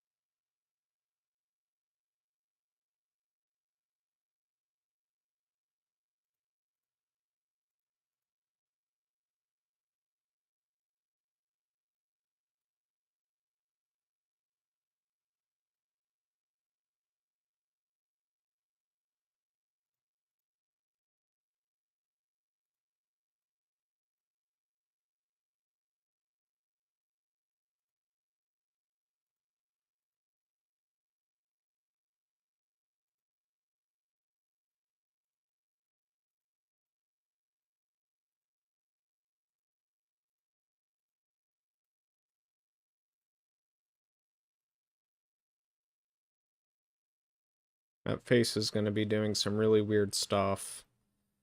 So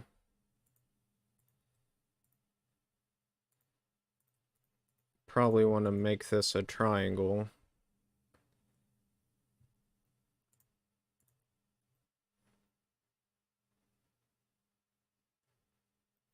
Not sure if this is fully working out the way I want it to.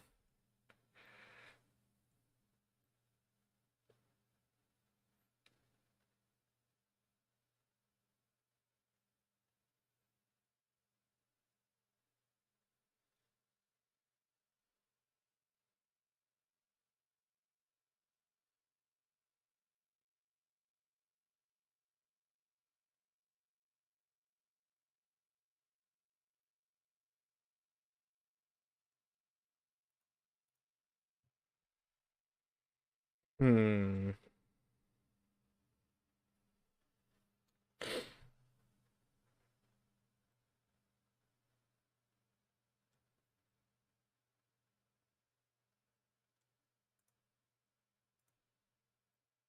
Another thing we could do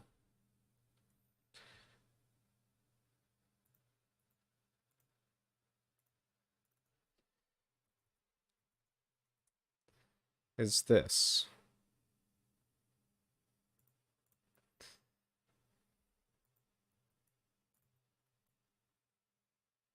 Just experimenting. Just experimenting.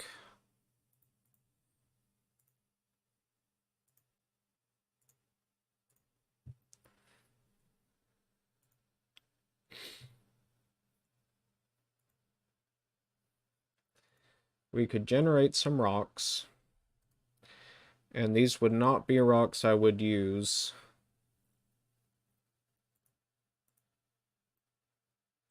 in the final product.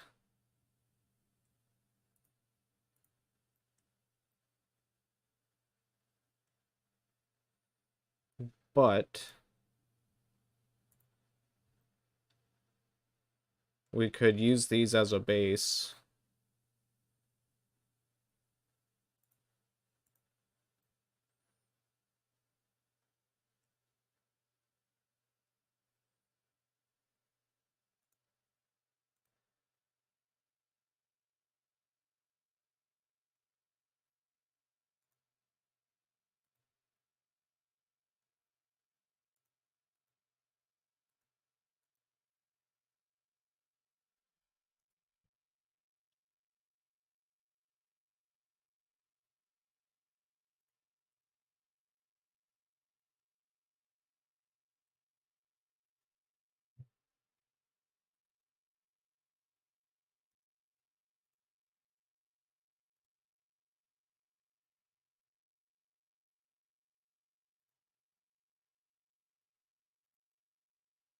So let's try this.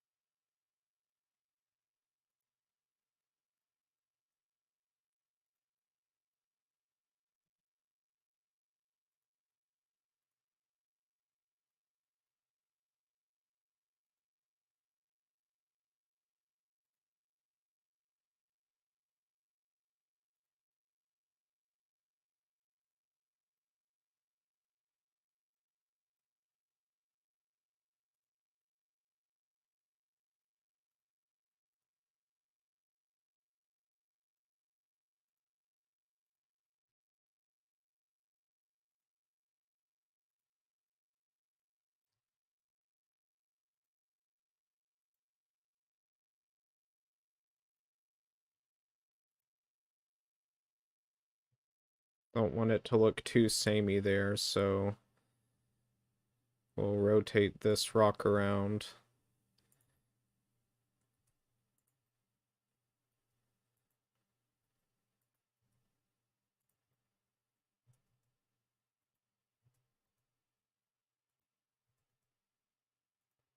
That's another thing we might want to do, is scale in this direction.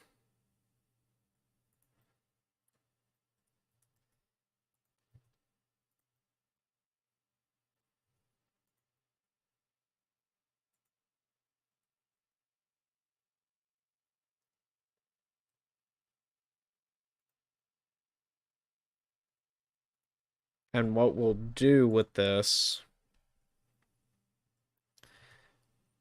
is that we will use these as kind of a base to then model over, kind of retopology.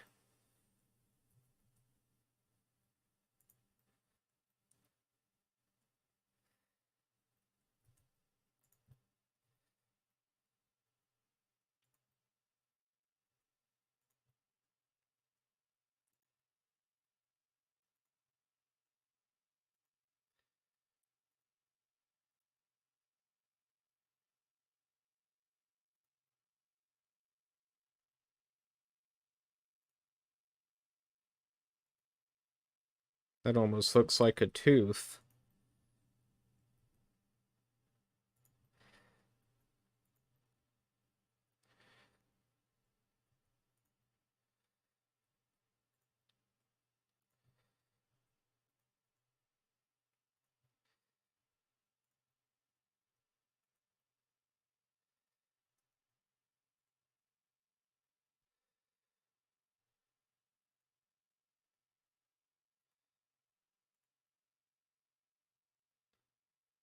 So we have like a stack of rocks.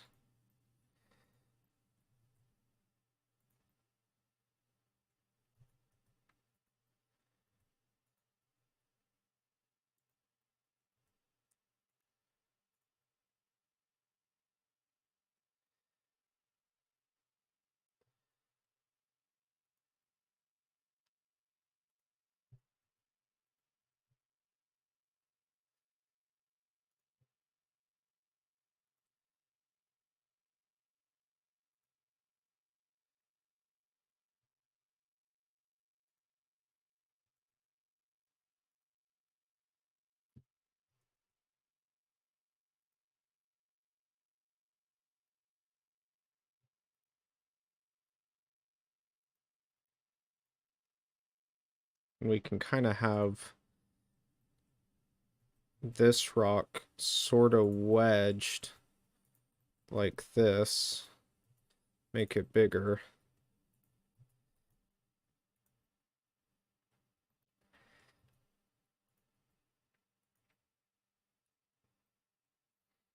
And then have like maybe a smaller rock.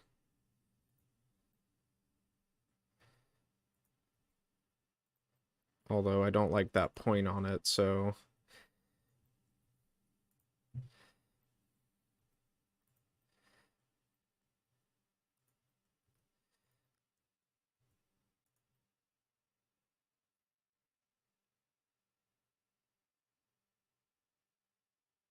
Yeah, like that.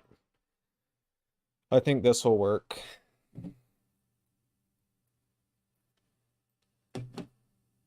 Although I said that about the last thing.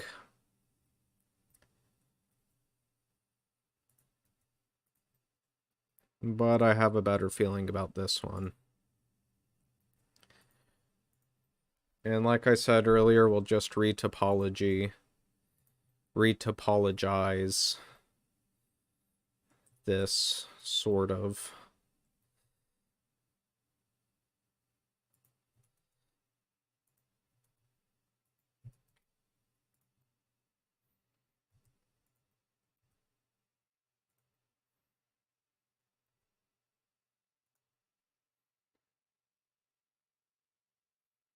Yeah. Yeah, I'm liking that.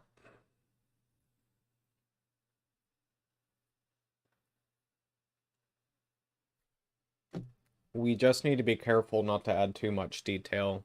That's one thing we can run into.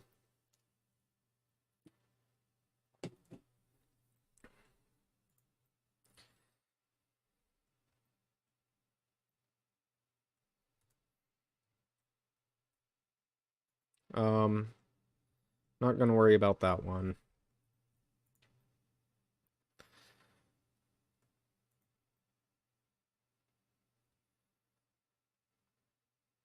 And we probably, actually, yeah, let's bring one more rock in here.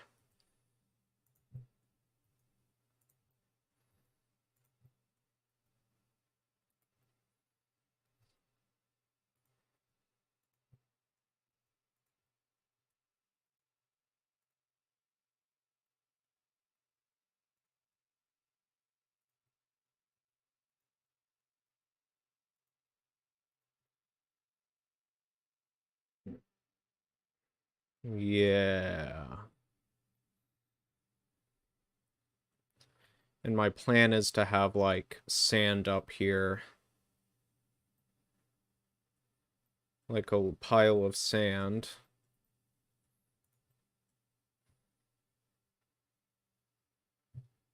Let's get these logs out of the way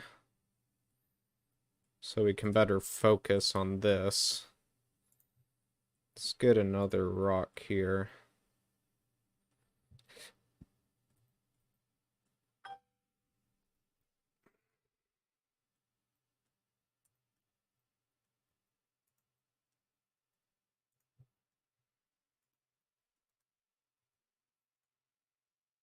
In fact, this rock might be good to add for the top.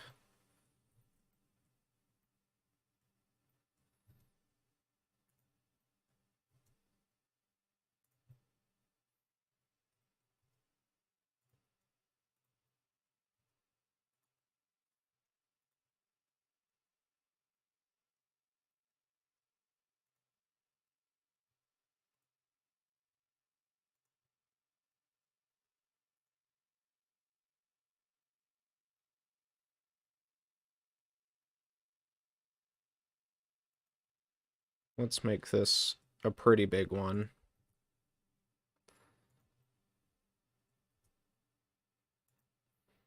Yeah.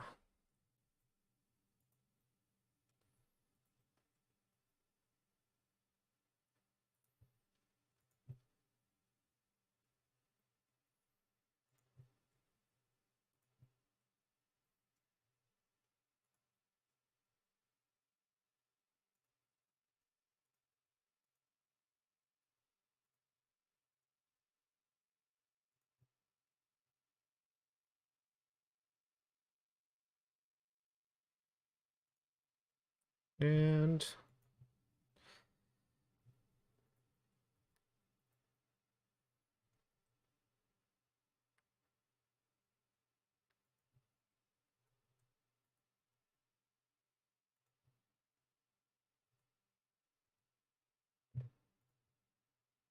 hmm, that's did not scale it like how I thought. Is this? It's not on local, so why is it scaling like that?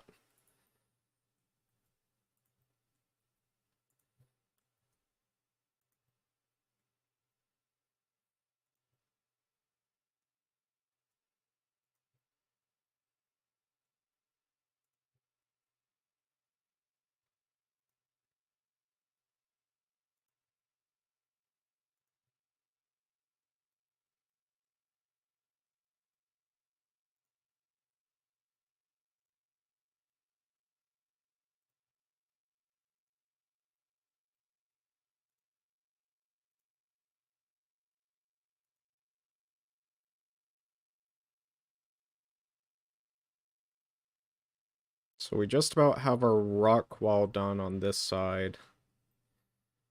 This is what I might do is just have like sand, kind of like a sand hill right there.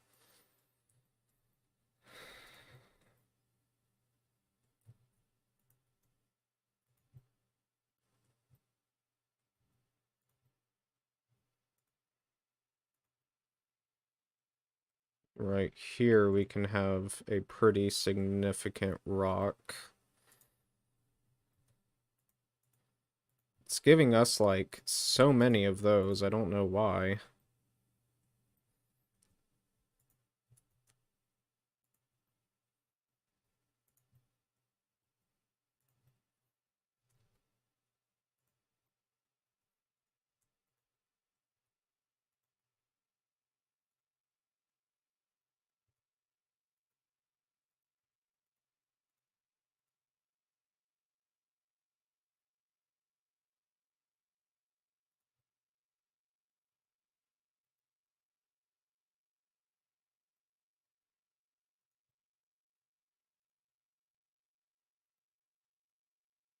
For some reason, it is not scaling the way I imagined it would.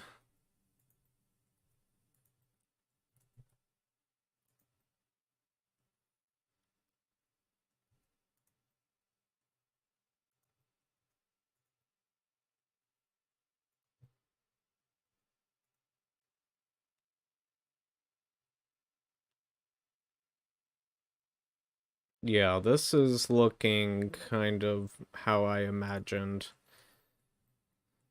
The work, though, really is, it's going to show in the retopology, though.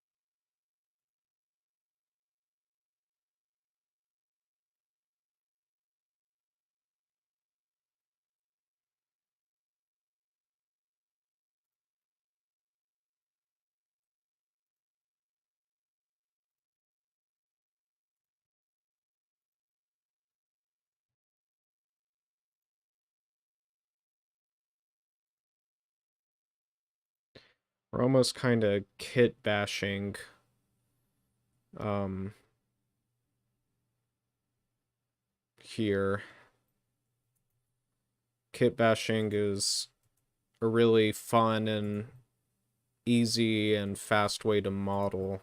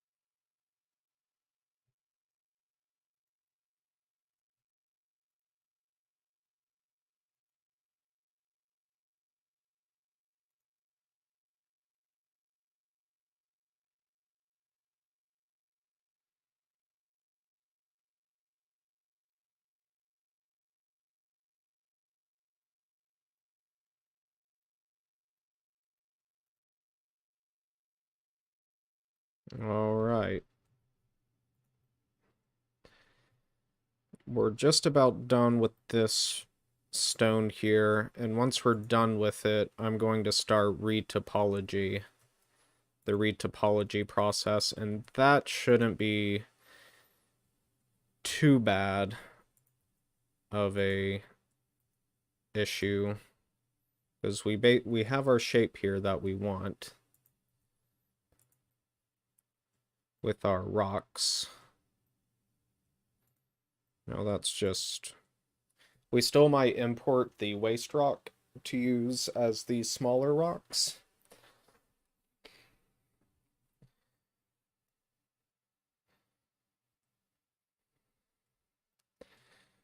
But for now, I'm just worrying about the big one.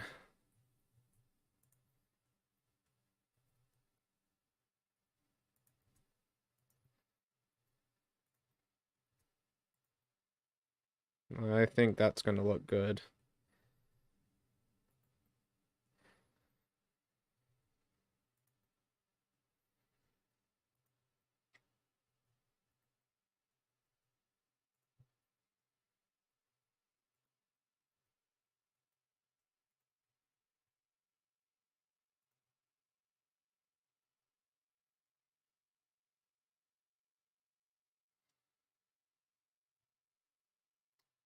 Just about done here.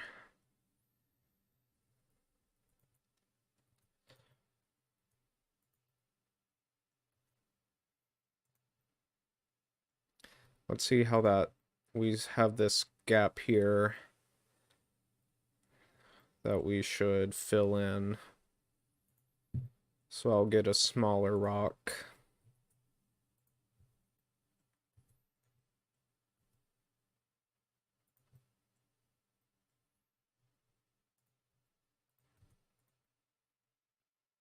See if we can flatten it out. See it... I think that's just because of the irregular shape that it kind of flattens weird.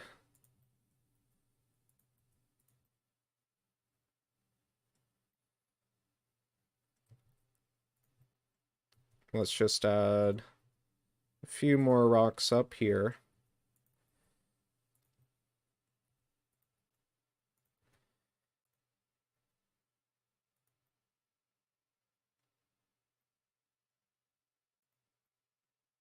Oh yeah, we got this big one. I forgot about that.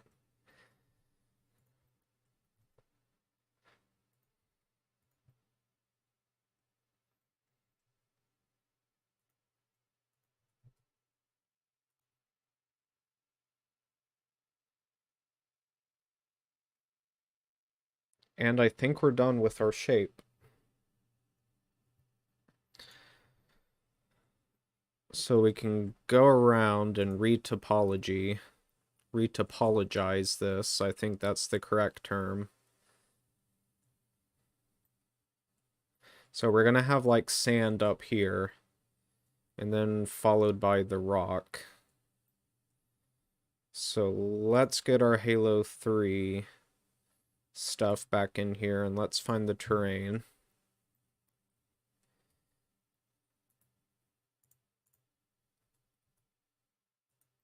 And let's start doing this.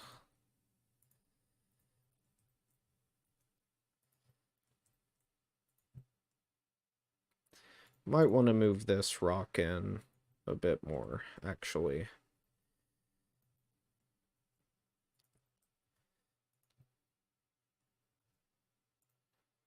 Yeah. We're going to lose quite a bit of detail in the retopology, but that's totally okay. If we were to use these actual rocks, it would probably kill the game engine, because this is actually a lot of geometry.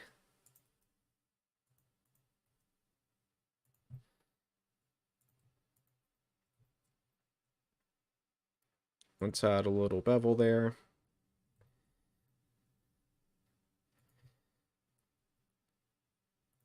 Yeah.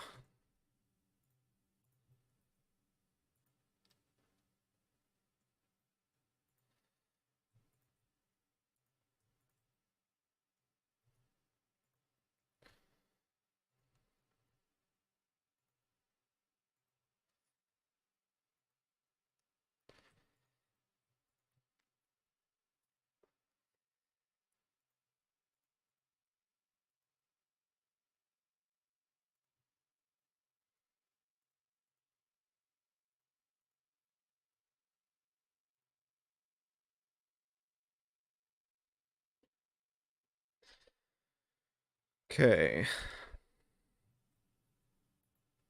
Oops. What am I doing? There.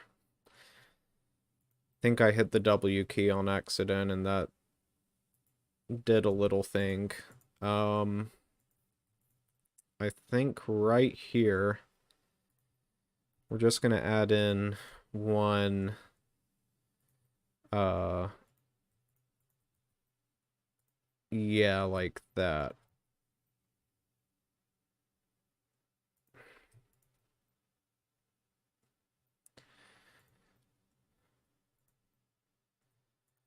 Let's add,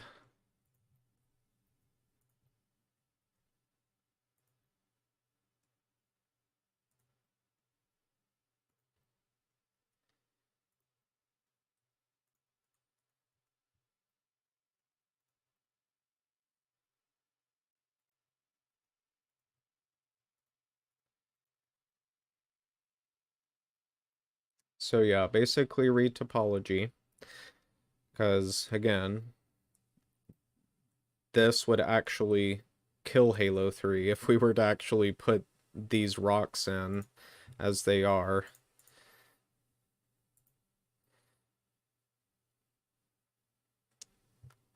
And we want to kind of be mindful of the shape here that we're making. We move that over a little bit.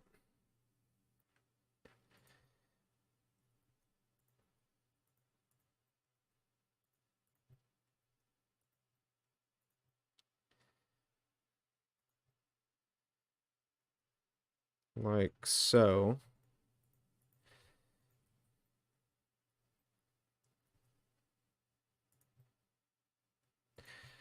Here I'm going to follow this, kind of this intersection right here.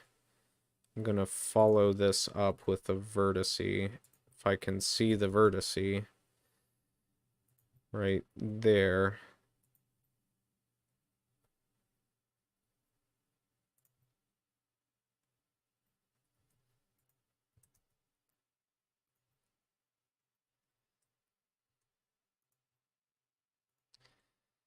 Um, question is, do we make this a triangle? I think the answer is yes. Let's bring that in though. And let's keep following this up.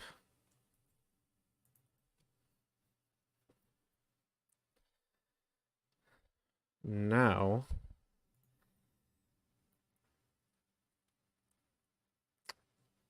I don't think I want to go deep into there, so we're just going to kind of model. We're gonna model around like this. I think actually gonna do that just to save on triangle count.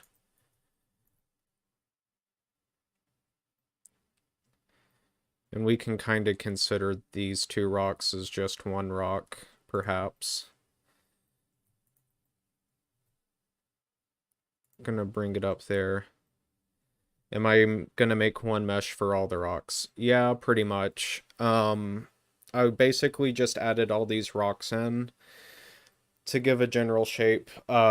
So I'm kind of using Tempest here as a reference, and I really like this square kind of stacked C-stack look of Tempest here, but this is a Halo Reach map, and it's much higher poly than a Halo 3 map would be, so I'm kind of following that as a reference, sort of as an inspiration,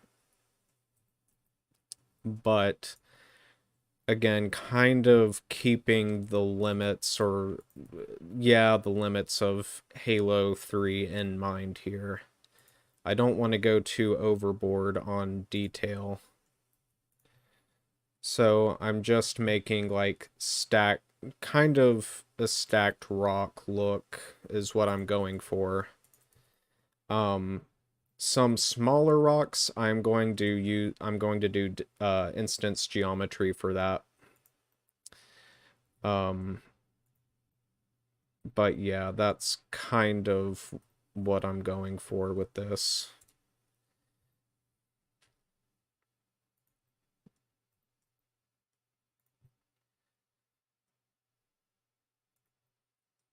Gonna follow. If I can look at my vertice here.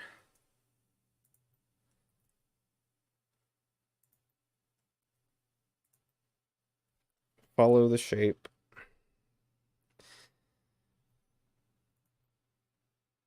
And I think I'm going to do that.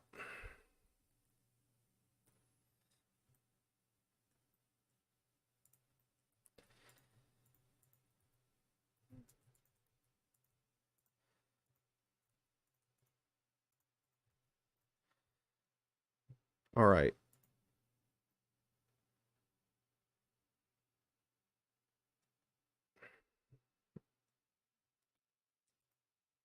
Oops.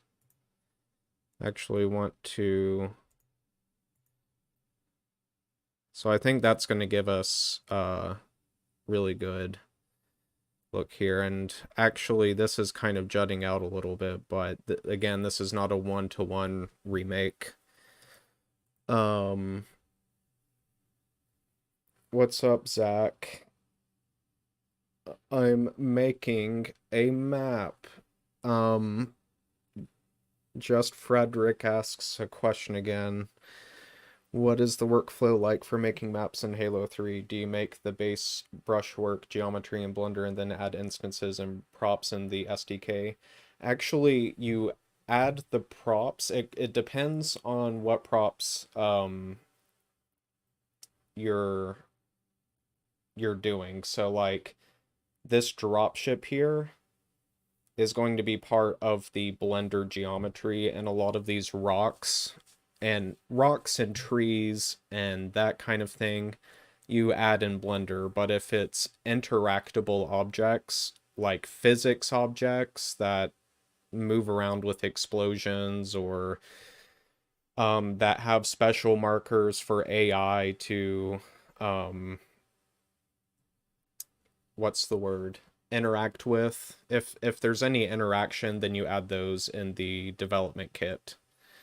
But if it's just stuff like trees, you would instance them in Blender, and that's how you get that working. Now let's take a look here at the logs. Okay. I don't want to... I think the logs with the rocks are gonna... Ooh, that actually... This needs to be fixed a little bit.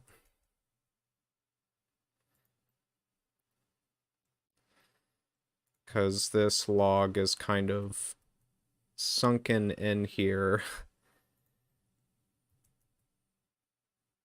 So we actually want to fix this a little bit. Although it's kind of sunken into the wall in the Halo 2 version as well.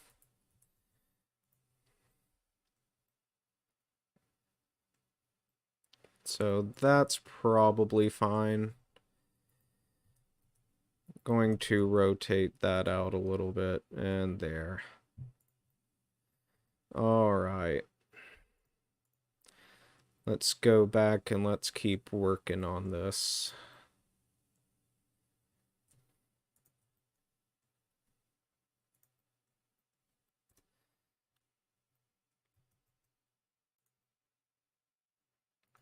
So I'm going to have a little flat face here.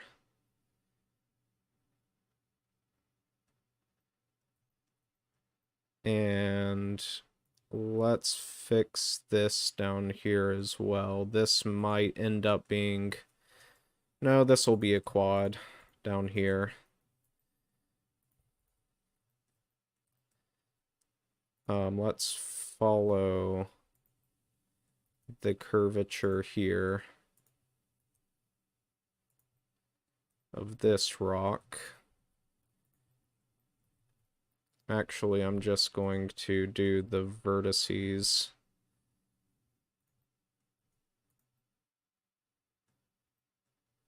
of the edge here, the intersection of these two rocks.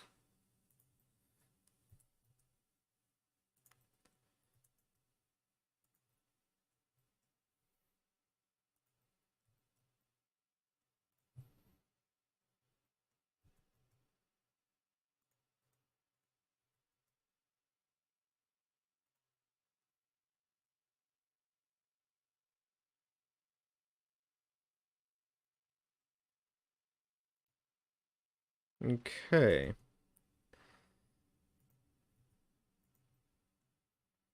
Like so.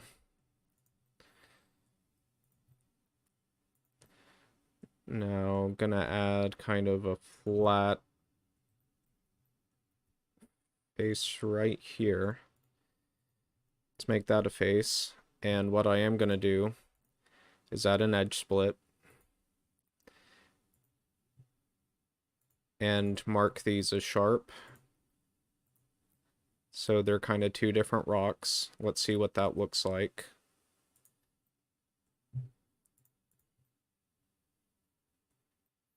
That should work. So we're gonna have like one rock right here and have a second one down here.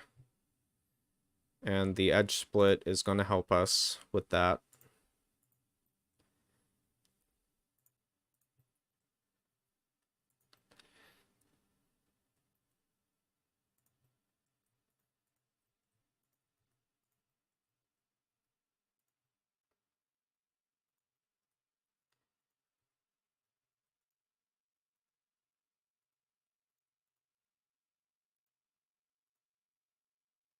Yeah. Maybe we should finish this rock first, though. So let's do that.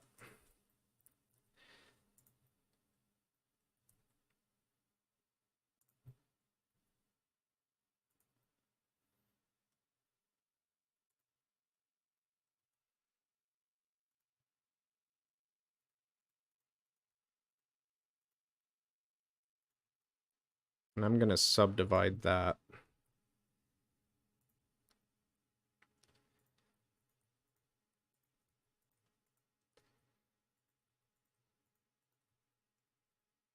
Yeah.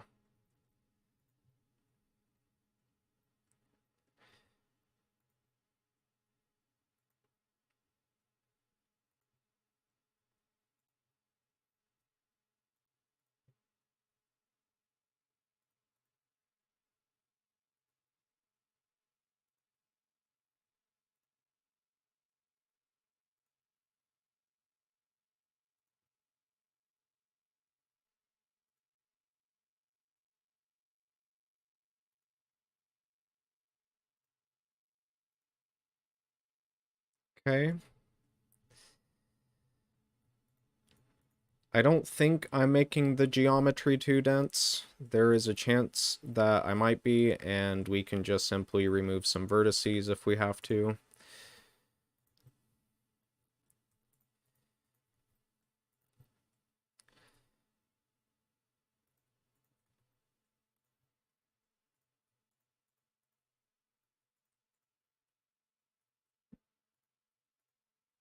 We might get rid of this vertice. Yeah, that'll be fine. And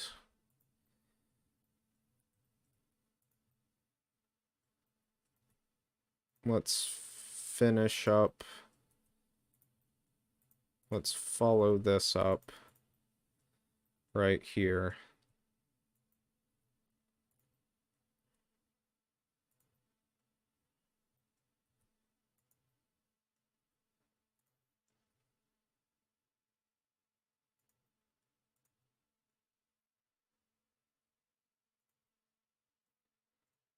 And I'm just going to make this one face.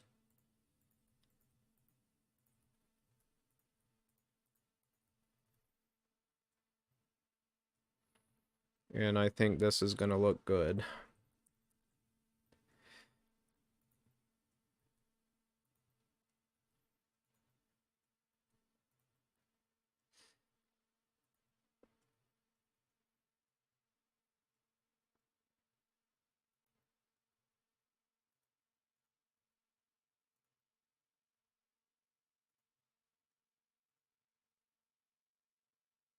And then we'll make a separate rock here. So kind of following the intersection of these rocks. Don't want to make the geometry too dense.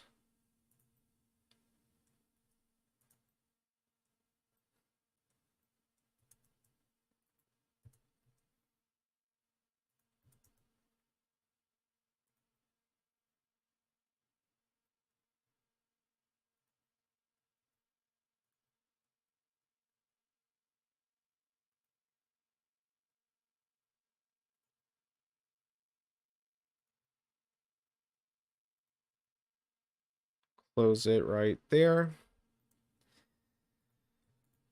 Now let's start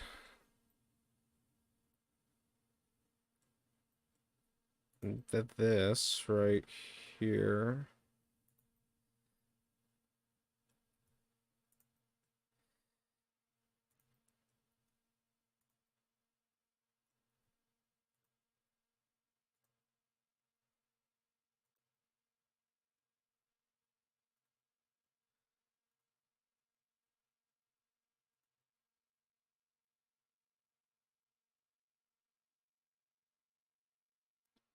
We might let's make these quads.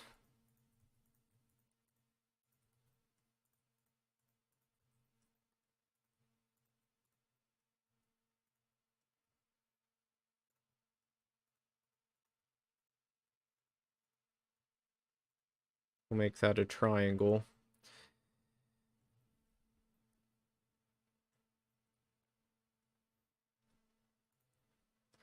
Let's follow this contour on the outside.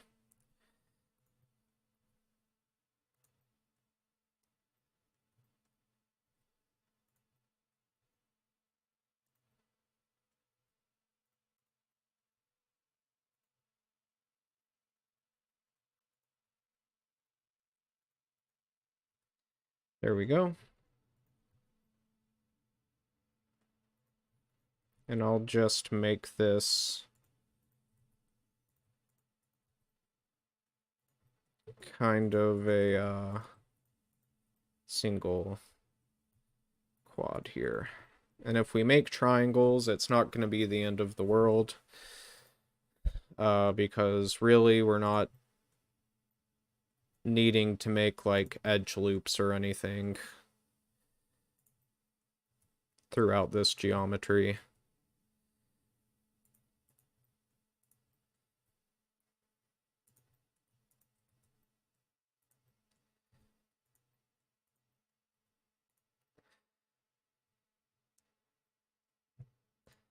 This is going to be fairly flat.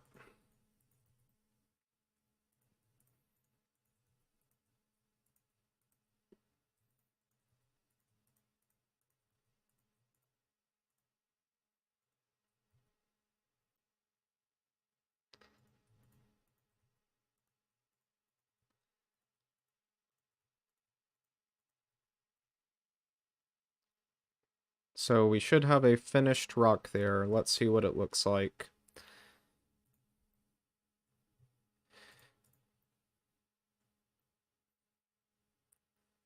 All right. Kind of looking like how I hoped it would.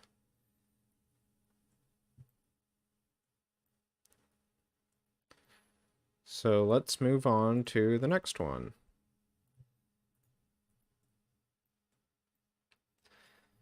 Let's do this lower one that we started a little earlier.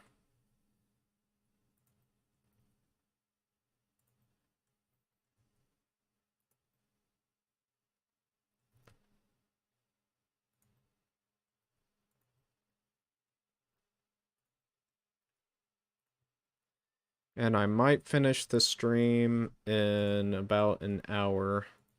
And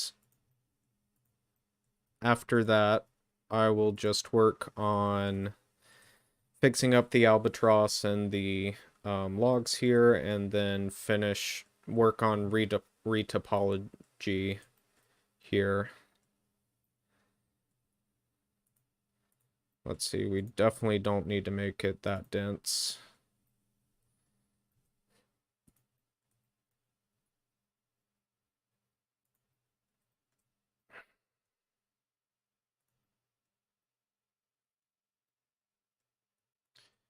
Let's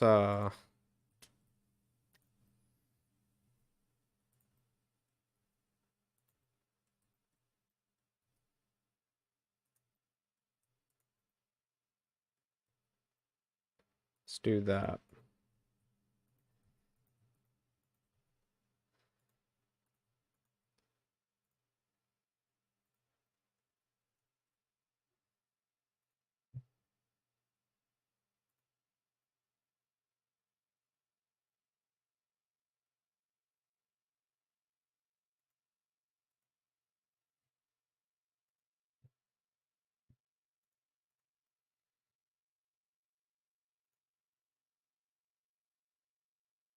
And we'll make another rock intersection right here. Or should we?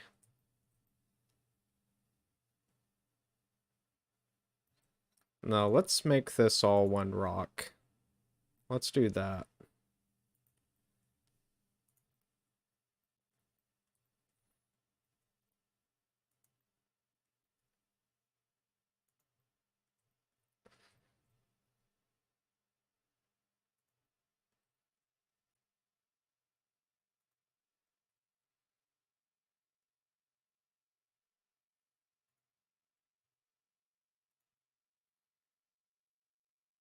And I'll follow the outside contour of this rock.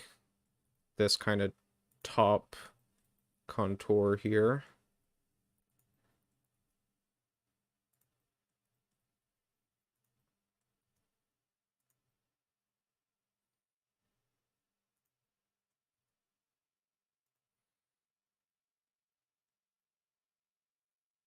Follow it down here.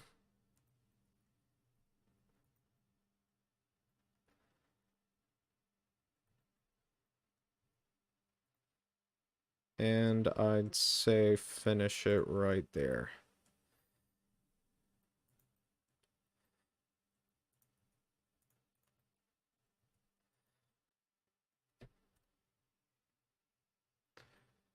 And then we'll go down. Maybe we'll dissolve that one.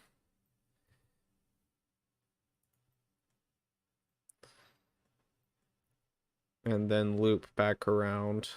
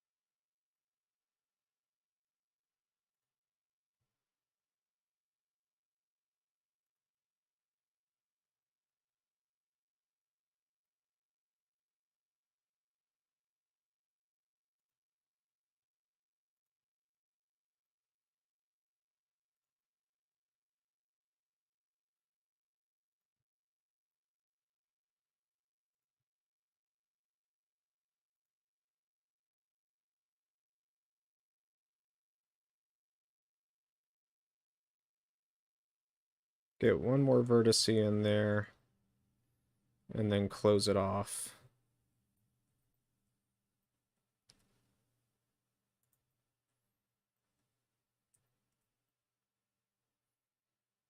Now, one thing I will do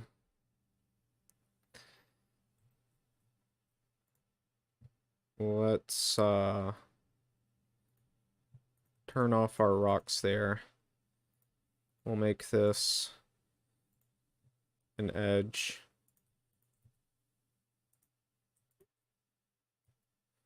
And then kind of make an end-gon. Let's fix this end-gon.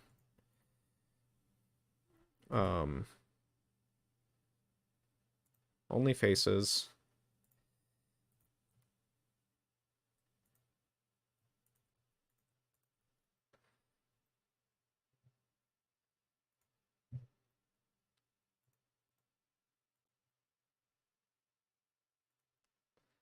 And turn our rocks back on.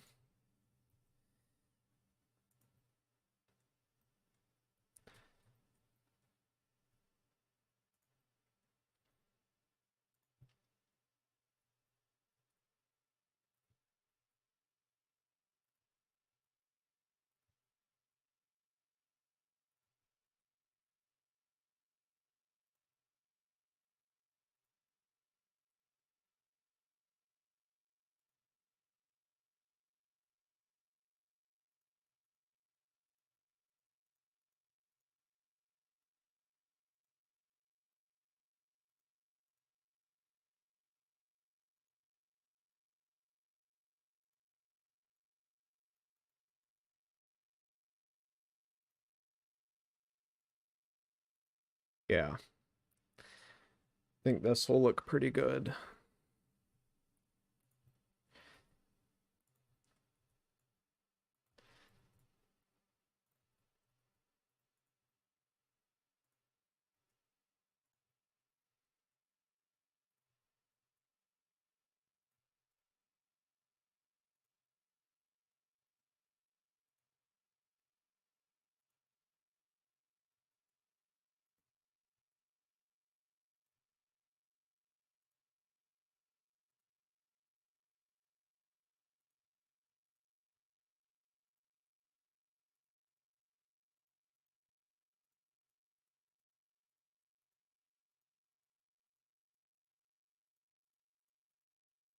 Boom.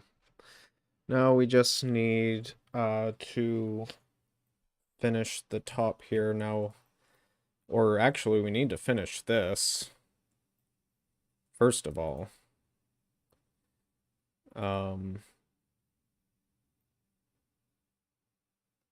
Wow. Let's get rid of some of the detail here. That's kind of overkill.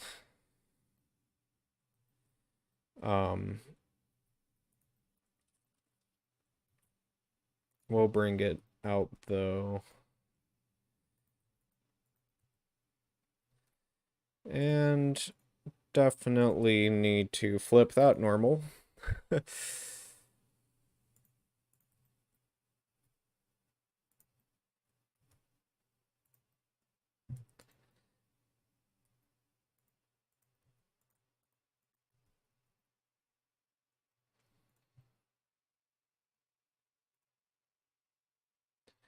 You know what? Let's subdivide that. And let's bring it out.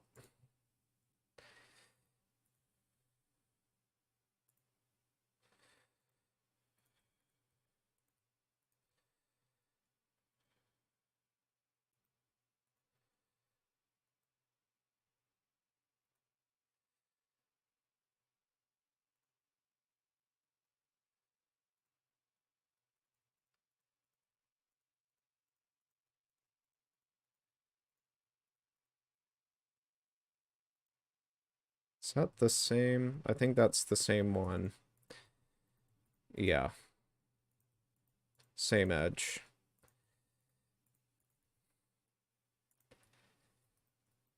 And that's overkill as well. Alright, so we almost have another finished rock.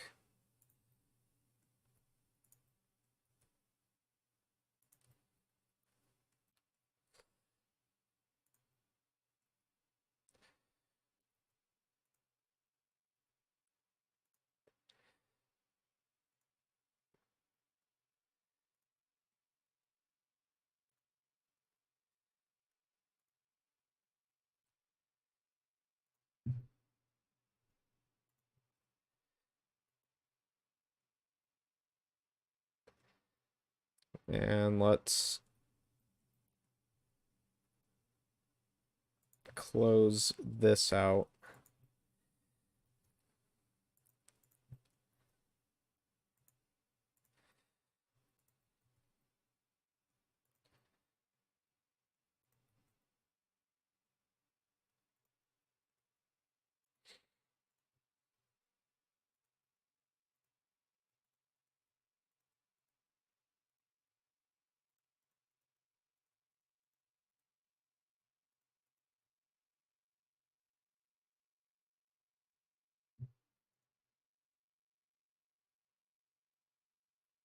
We almost have it finished.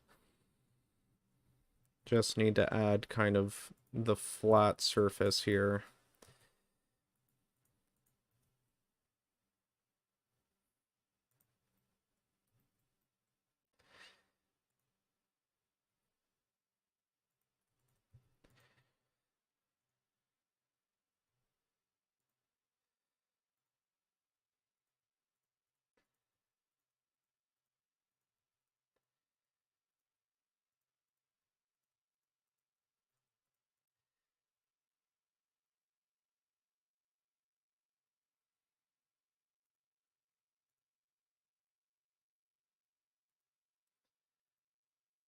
No, I think... No, I'll make it 2. I was going to do just 1 edge, but I think we should probably do 2 edges.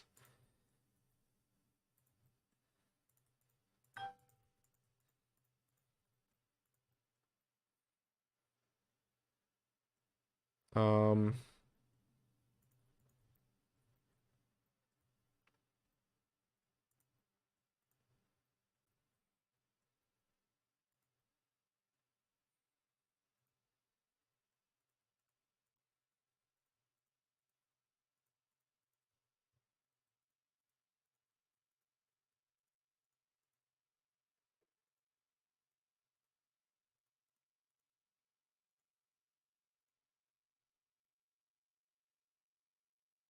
yeah.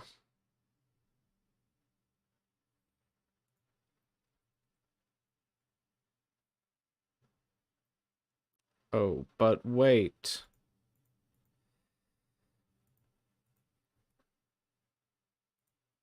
We need to subdivide this. We need more resolution, I think.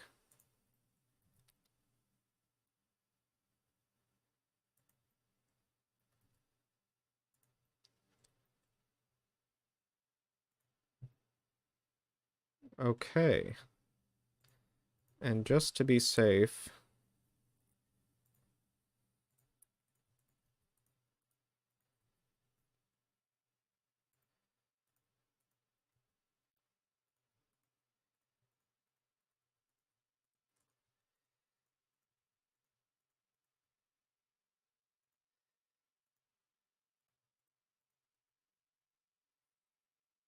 And there we go.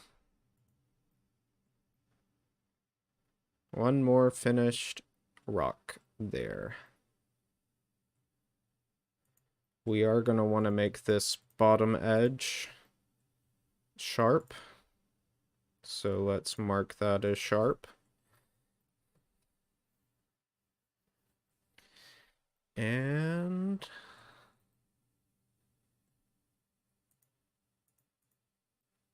let's see.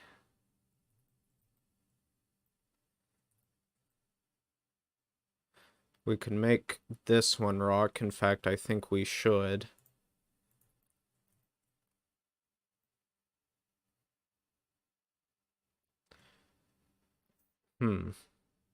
Yeah. Let's do that.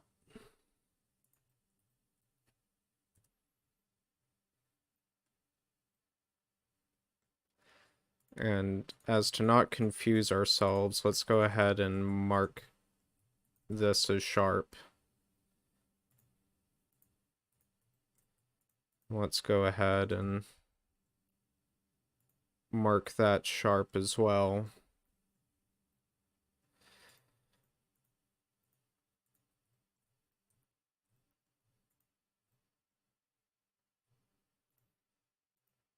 And I can't see what I'm doing, so... Do we got a flipped normal there? I don't think it's a flipped normal. I think it just needs to be shaded smooth. Yeah. Okay. And you know what? One other thing we could do, let's, for just the sake of it, let's add in a scale model.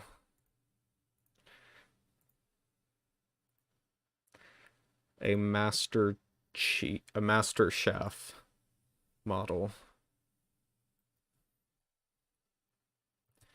And let's bring them over. Where do you go?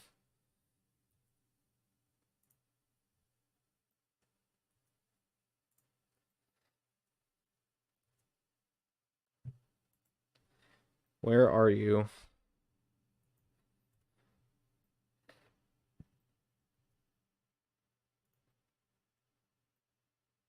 Wow, so these rocks are actually a lot bigger than I thought they were gonna be. Same thing with these logs. Let's see, the albatross. Okay, yeah, I think you can fit like an entire scorpion and an albatross, and like two, either a scorpion or like two warthogs can fit in there, so yeah.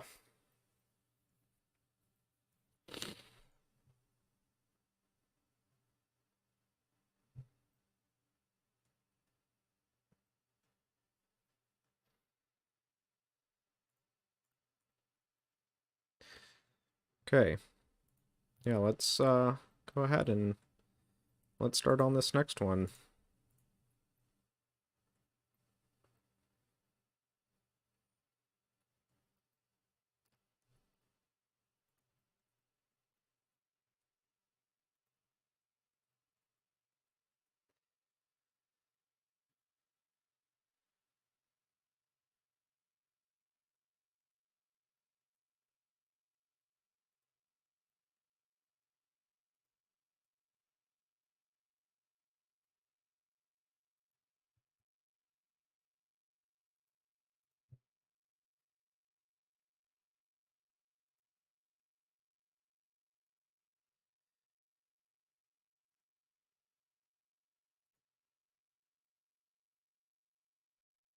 Okay.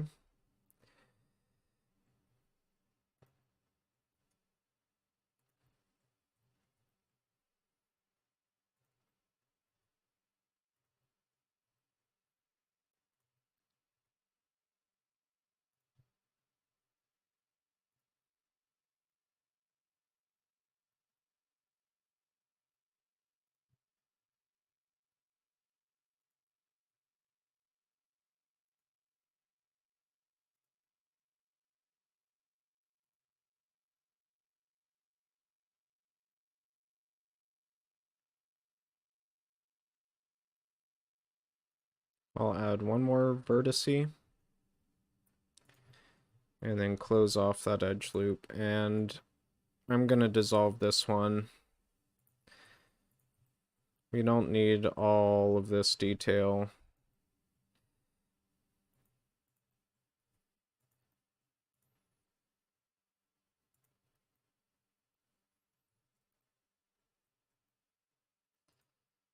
Okay.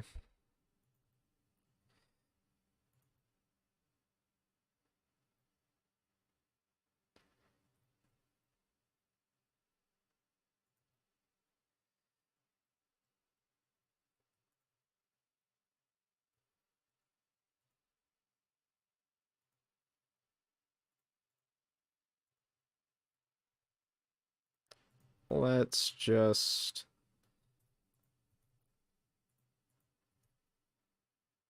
kind of there. Now let's fill these in.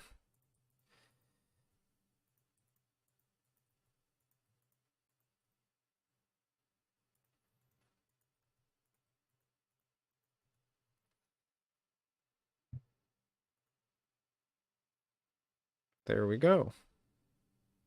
Looking like a rock to me.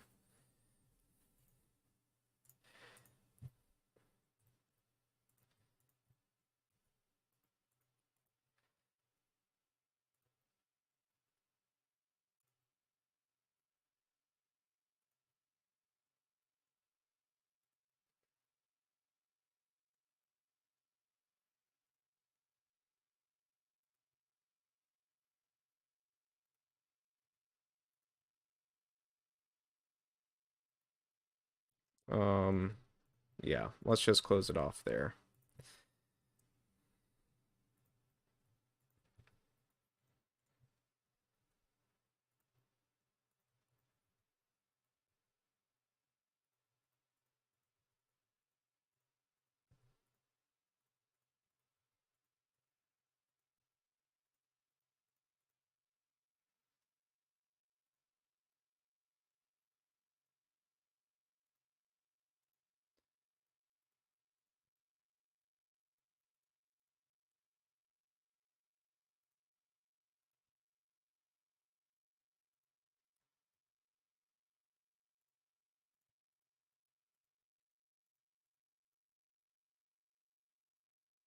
Now, what is going on here?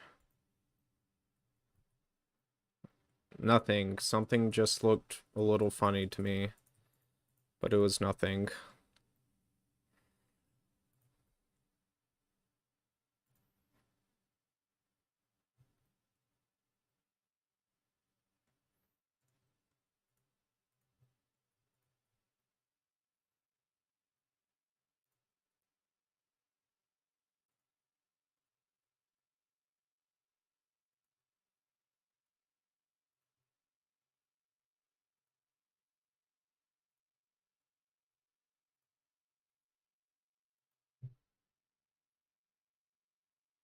And I think that'll finish this rock here. Oh, that's going to be a flat shaded, so I actually want to do it this way. So we get that smooth shaded look. Smooth shaded normals.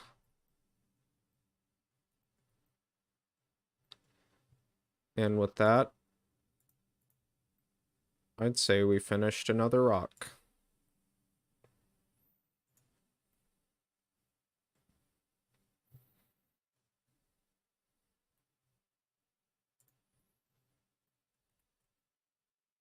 There's our Spartan for scale.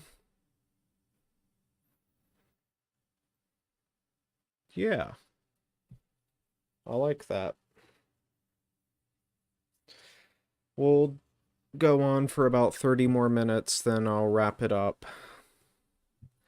for this stream.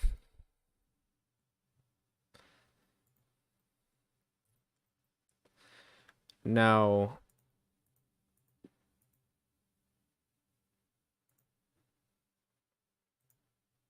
even though the rock ends right there, I don't think I'm going to mark this as a sharp edge for one reason, and that is because we may want to blend smoothly from our sand to our rock. So yeah. Although I do want to mark these as sharp.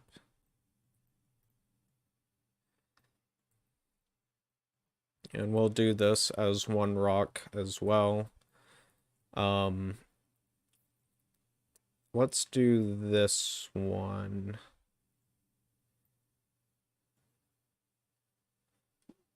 I think I might do this, all but 3 of these as one rock. So let's go ahead and do that. I am going to hide these, though.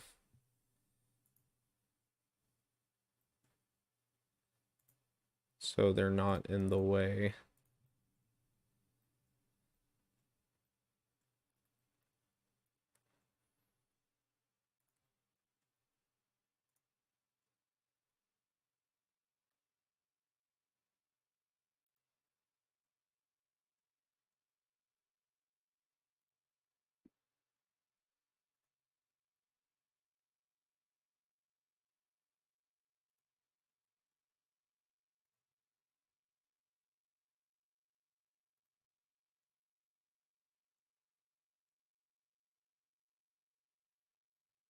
Yeah.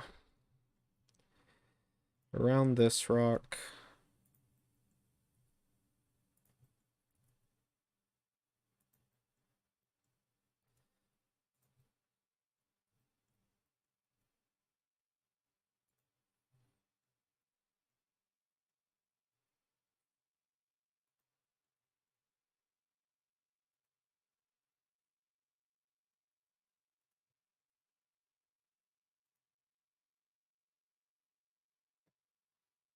Hmm.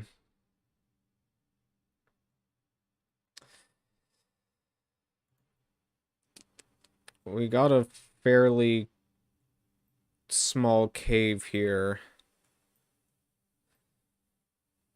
Should be fine, though.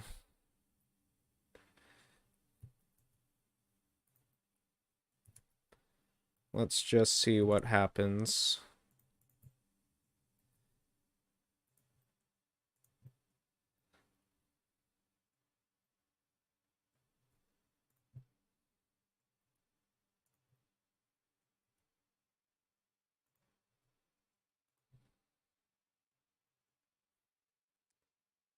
Um,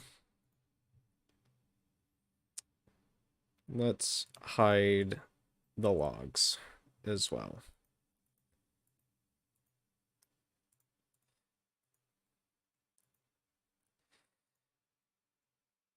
Oh my goodness, there it is.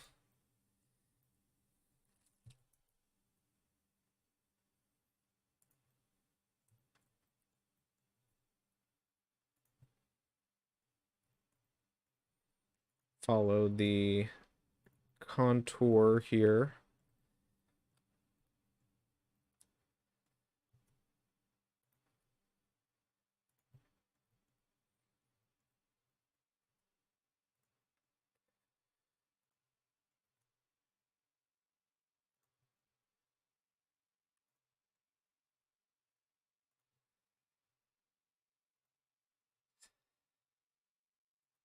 Like so. And we'll go around this way.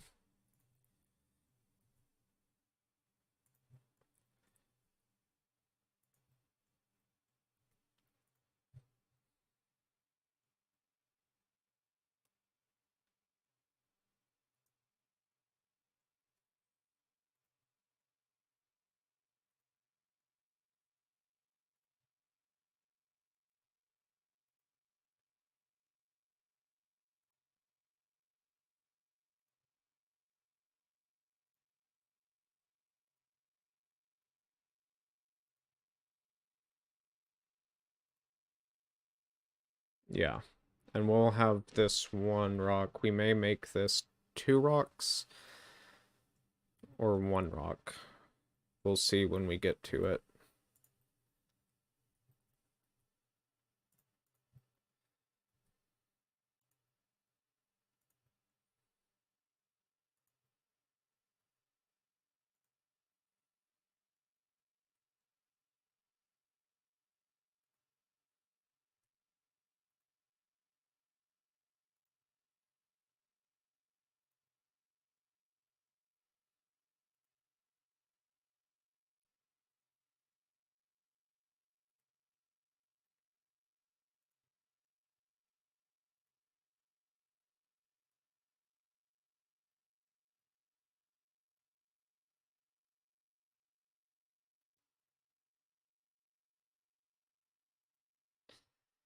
And let's close it off there.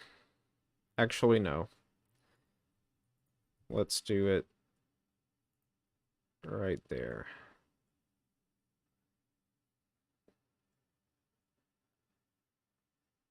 No, let's do it. Let's do it like that. So now we have a big boy rock.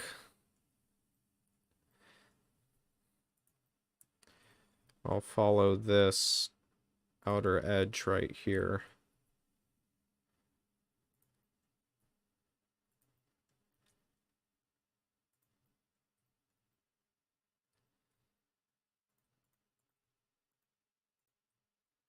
And you know what?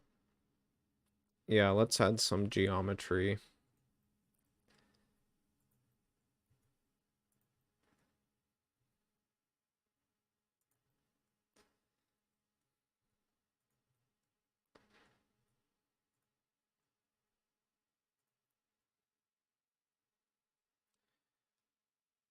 let's go ahead.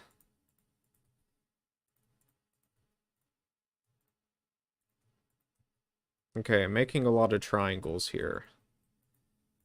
Why can't I... Oh, because that's not a vertice. I don't know why I thought that was a vertice.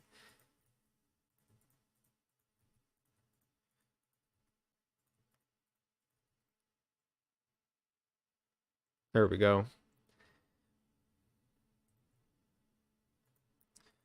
I'm going to select this entire edge loop here and go ahead and mark it as sharp so we don't have to worry about that later.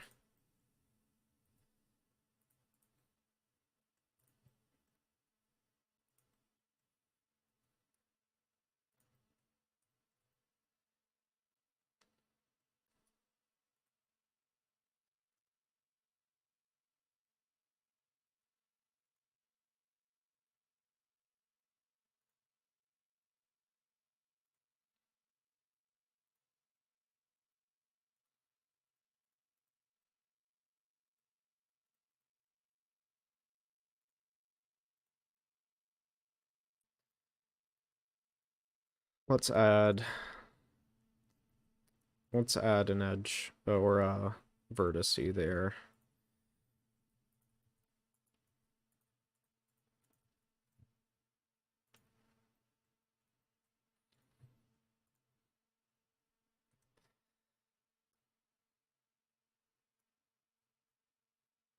Um,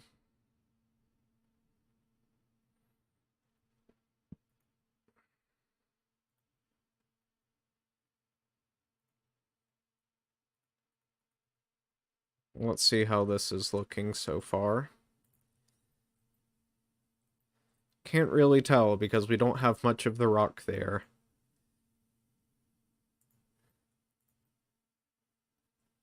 So let's keep on going.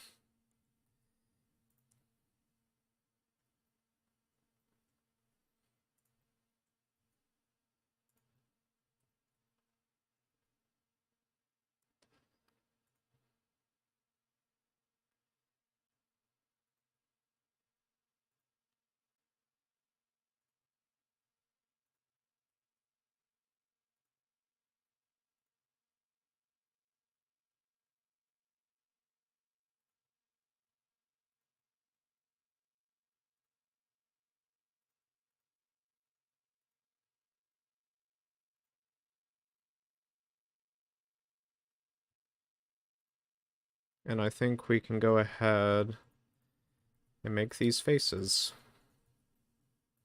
Make these silly faces.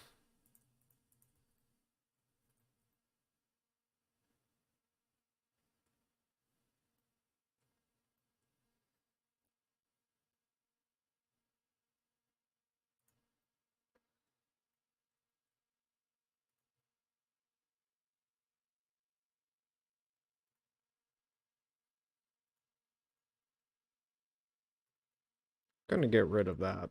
That's just in our way.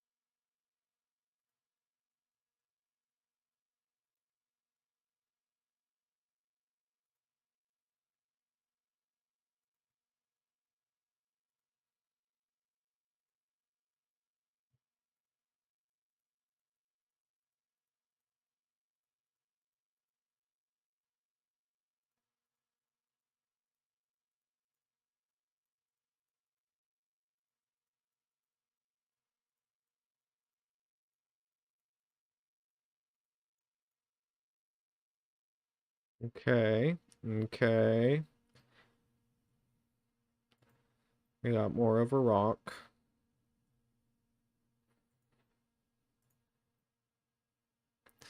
We'll finish this up about 20 more minutes, and then I'll end the stream and then work on this off camera. Off stream, I should say.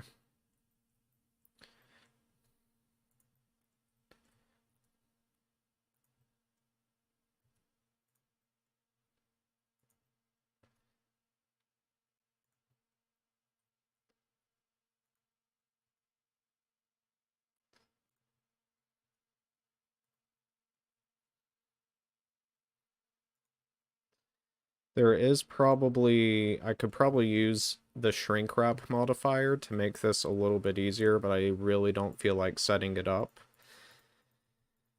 to be totally honest.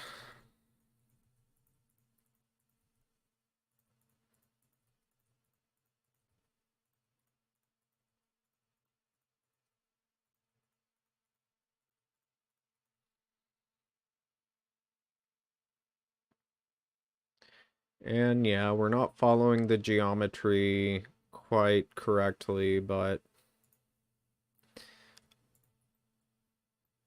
I think it'll be fine.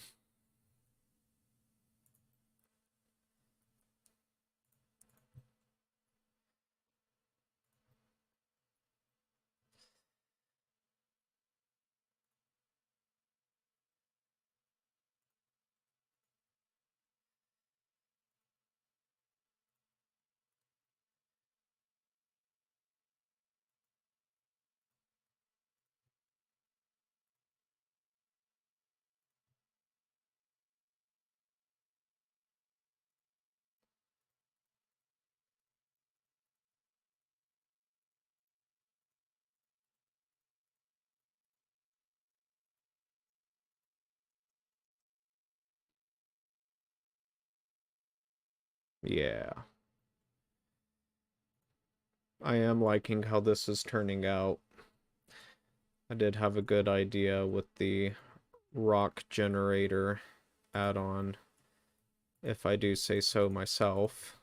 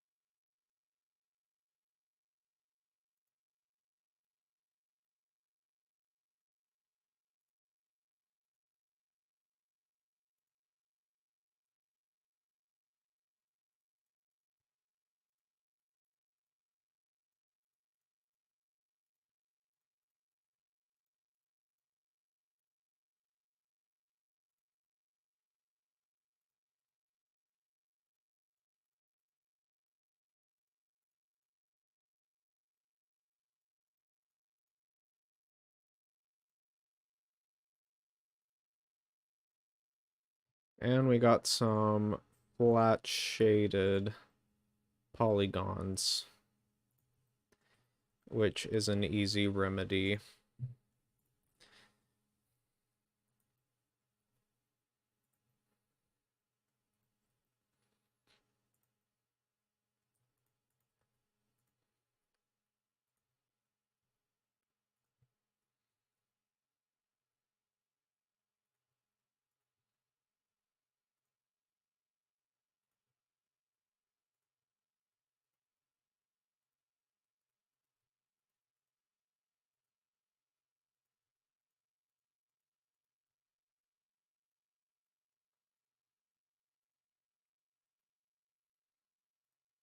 And instead of just doing one vertex at a time, we're probably safe to do two now.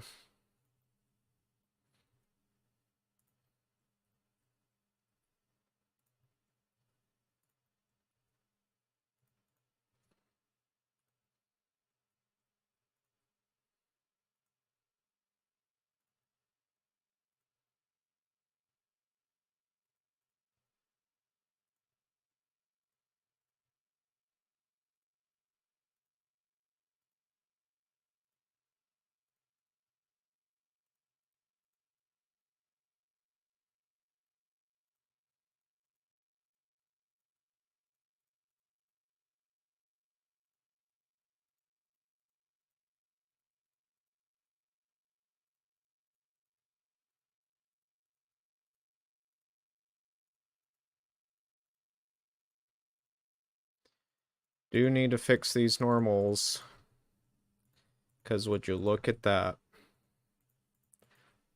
Not looking quite right, I would say.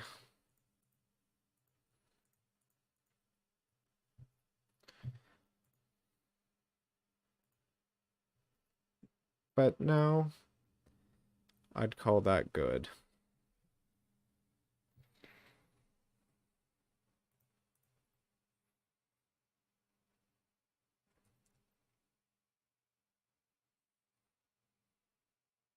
Yeah, I think this is turning out pretty well.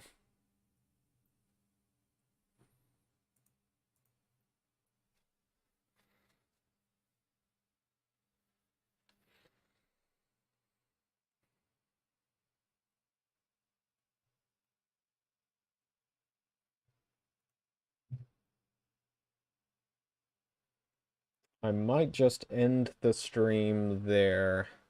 Better save, though. But I think we got a pretty good start with this. Got the Albatross in. Do need to fix the broken vertices and do all that. And got the rocks going pretty well. I'm gonna work on the Albatross off stream and then try to finish retopologizing this off stream as well. So with that, I will say thank you for tuning in to the stream. Thanks for watching. If you are watching after the stream has ended, stay tuned for more Halo 3 modding streams, especially working with this Famine map pack, this Relic remake, which I'm calling Monument. And I will see you next time. Goodbye.